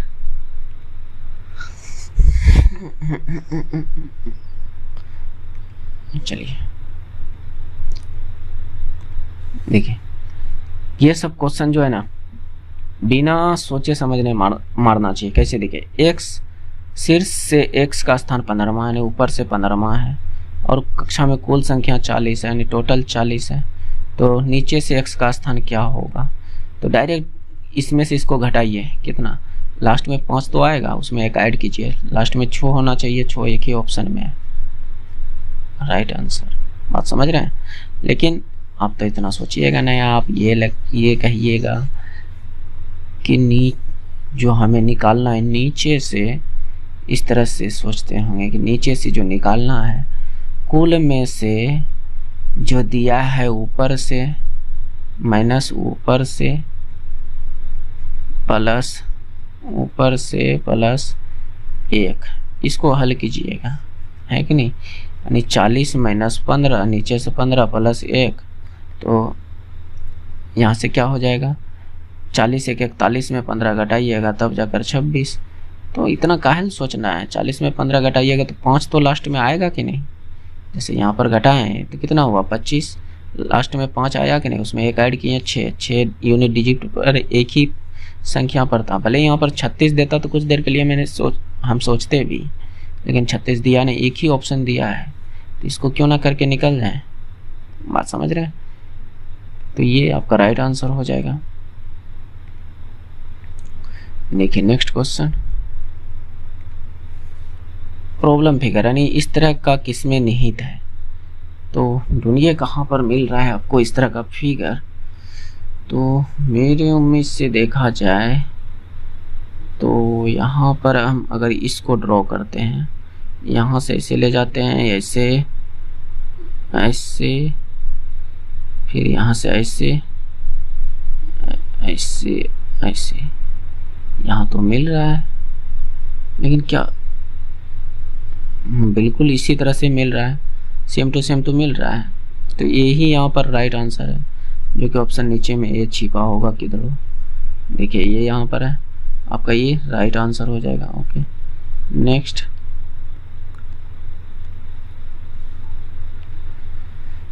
चलिए अब जीके जीएस खींच लेते हैं 5 से 6 मिनट के अंदर में।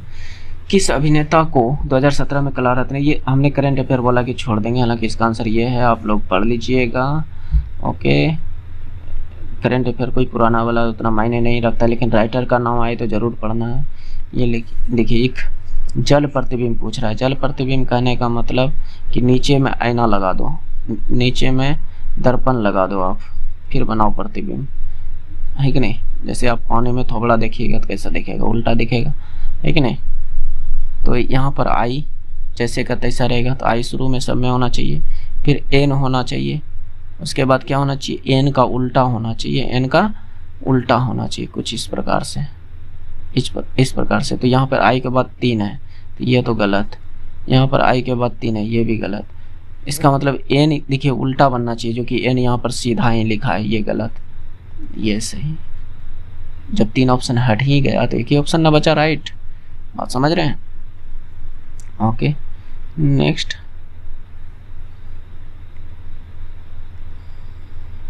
ये कर लिया हमने, ये भी हो गया है। चलिए ये क्या कहता है, कर्नाटक सरकार ने हाल ही में किसी योजना, हाल ही का तो नहीं है दोस्त, 2017 का है, 2017-18 का है ये क्वेश्चन। तो इसका ये है आंसर, कोई मायने है नहीं, एक बार पढ़ लीजिएगा, आपके लिए बेनिफिट हो सकते हैं। नेक्स्ट, ये भी हो गया, ये भी करा दिए, ये भी हो गया है, ये हो गया, ये भी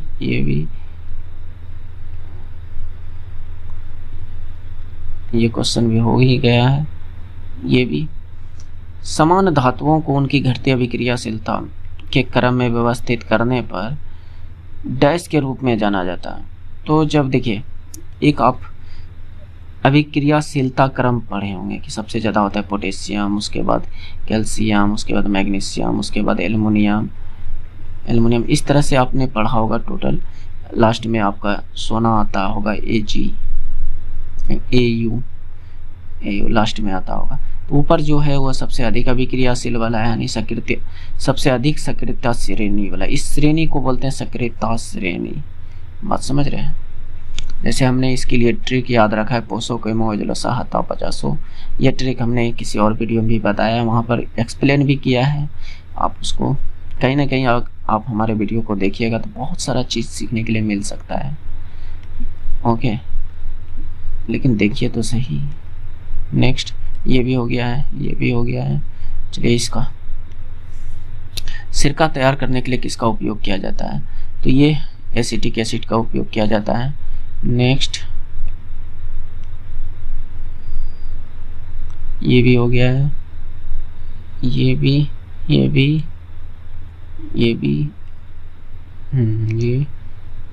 चलिए इसको, धातु के ऑक्साइड प्रकृति में क्षारीय होते हैं, यानी लवण और पानी बनाने के लिए अम्ल के साथ मिश्रण करते हैं। तो निम्नलिखित में से विषम ऑक्साइड धातु ऑक्साइड का चयन करें। तो यहाँ पर देखिए, धातु के ऑक्साइड आमतौर पर क्या होते हैं? क्षारीय होते हैं। तो ये भी क्षारीय हैं, ये भी धातु के ऑक्साइड क्षारीय हैं, ये भी धातु के ऑक्साइड क्षारीय है, ये भी धातु के ऑक्साइड क्षारीय हैं। लेकिन एक बात आपको याद रखनी होगी, एल्युमिनियम जो होता है वो 2 गुण दर्शाता है, क्षारीय भी और अम्लीय भी, इसलिए इसे उभयधर्मी धातु कहते हैं, उभयधर्मी ऑक्साइड कहते हैं, उभयधर्मी ऑक्साइड कहा जाता है। तो इसको हम पूर्ण रूप से जो है क्षारीय नहीं कह सकते हैं, इसमें दोनों गुण है, तो इसे उभयधर्मी ऑक्साइड कहते हैं, यही अलग हो जाएगा। बात समझ रहे हैं? नेक्स्ट, सिर्फ एल्युमिनियम ही नहीं, और भी 2-4 तत्व होते हैं जो कि उभयधर्मी होते हैं। जैसे आपका एल्युमिनियम हो गया, सिलिकॉन हो गया, और भी 2-4 तत्व है, जर्मेनियम हो गया, ये सब उभयधर्मी होते हैं। लगभग 4 या 5 तत्व उभयधर्मी होते हैं, आप गूगल करके देख लीजिएगा, 4-5 तत्व आपको मिलेगा उभयधर्मी। ओके, तो ये भी हो गया। चलिए, इसको, दिल्ली सल्तनत की पहली महिला शासिका रजिया सुल्तान किस वंश से थी?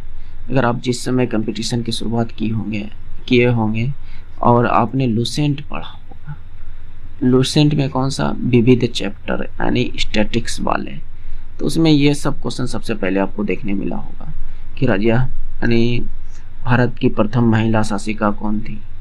Razia Sultan.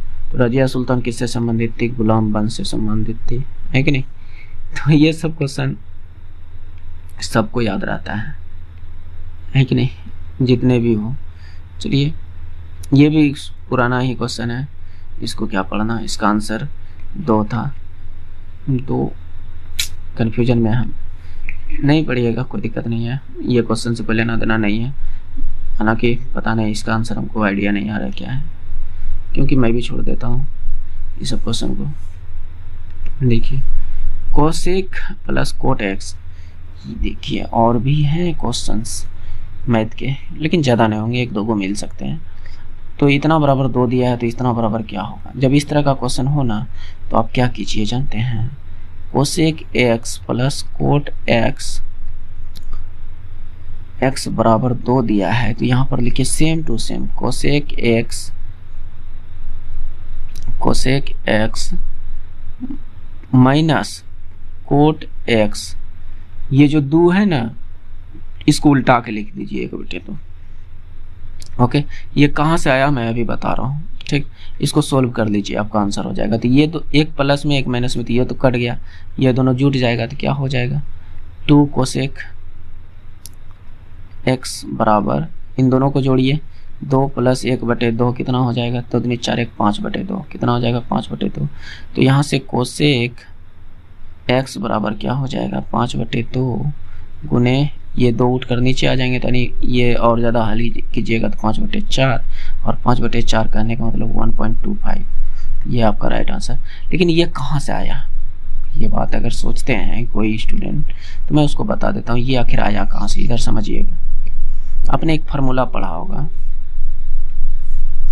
Cosec square theta minus cot square theta बराबर 1 होता है। तो यहाँ से हमने लिया cosec theta plus cot theta into cosec theta minus cot theta बराबर 1 होता है। यहाँ जब इतना क्यों लिए, क्योंकि आपने कहीं एक फार्मूला पढ़ा होगा a square plus B plus नहीं, समझिएगा थोड़ा सा, a square minus B square बराबर क्या होता है a plus B into A minus B. क्या ये चीज़ आपने पढ़ा है? तो आपका जवाब होना चाहिए हाँ बिल्कुल पढ़ा तो है। तो वही चीज़ तो हमने यहाँ किया है। और यहाँ पर एक देखिए प्लस वाले का मान तो दे ही दिया है 2, तो यहाँ पर इसका 2 मान पुट कर दिए है कि नहीं। तो ये इतना बराबर क्या आएगा, ये 2 उठकर इधर आ जाएंगे 1/2, तो इतना बराबर 1/2 यानी माइनस बराबर 1/2, वही चीज़ को यहाँ हमने पुट कर दिया।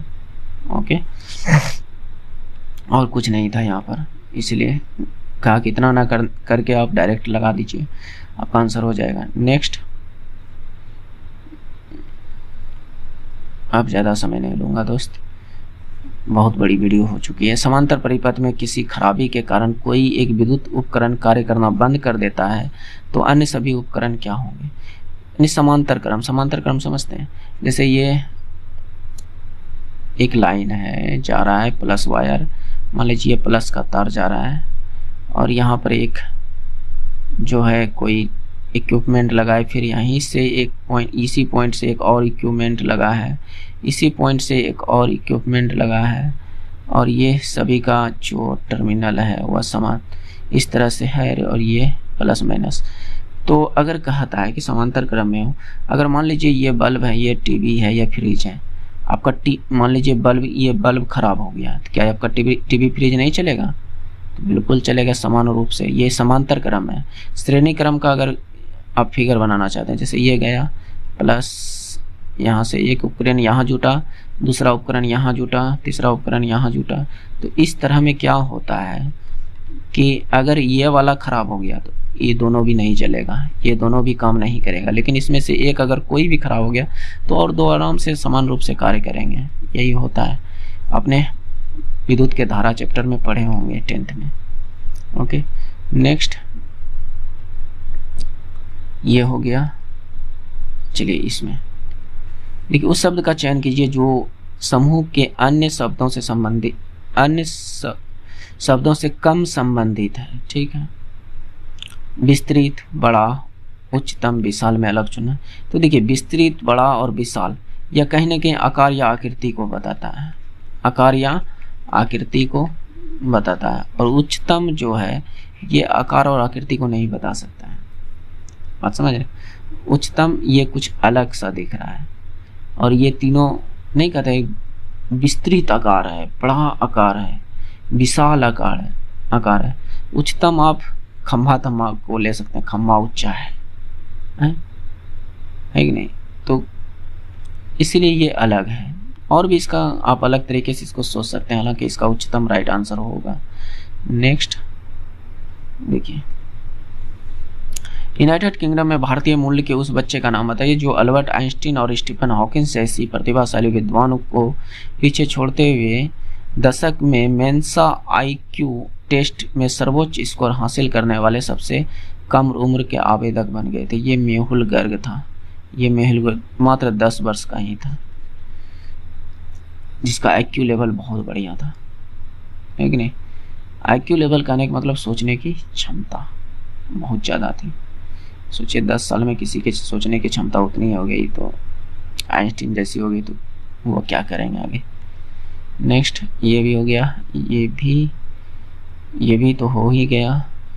चलिए ये वाला, निम्नलिखित में से कौन सा कथन अर्धसूत्री विभाजन में सत्य नहीं है? सत्य नहीं है। तो पहला जो कह रहा है ऑप्शन, अर्धसूत्री विभाजन के परिणाम स्वरूप गुणसूत्र की संख्या परिणामी कोशिकाओं में दोगुनी हो जाती है। नहीं दोस्त, आधी हो जाती है। अर्धसूत्री विभाजन परिणाम स्वरूप में आधी हो जाती है, दुगुनी नहीं। तो ये पहला ही गलत है, मौके बाद तो तीनों सही ही होंगे, है कि नहीं।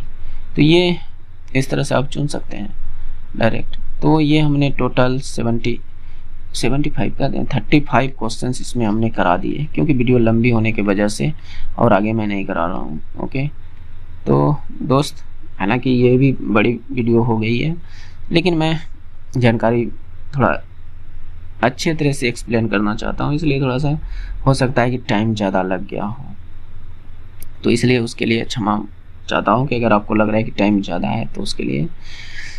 बाकी बात अगर कुछ मैंने गलती किया इसमें तो उसके लिए माफ़ कीजिएगा। बाकी और हो सके तो अपने भाई को सपोर्ट कीजिए। सपोर्ट आप किस तरह से कर सकते हो आपको पता ही है, लाइक शेयर एंड सब्सक्राइब करके।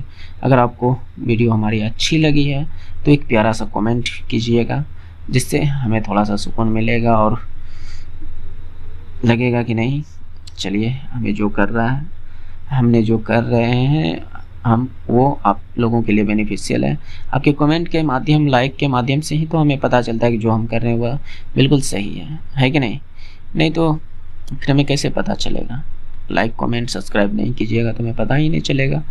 और अगर ऐसा हुआ तो और जहाँ 10-15 दिन के अंदर अगर आप हमारे चैनल को सपोर्ट नहीं किए तो मैं वीडियो बनाना छोड़ दूँगा। तो इसलिए दोस्त थोड़ा सा सपोर्ट कीजिए, आपसे विनती है, रिक्वेस्ट है, आप सपोर्ट कीजिए। तो आगे क्या बोलूँ, बाकी बात आप पर डिपेंड करता है। तो जय हिंद दोस्त, मिलते हैं नेक्स्ट वीडियो में। जय हिंद, जय भारत।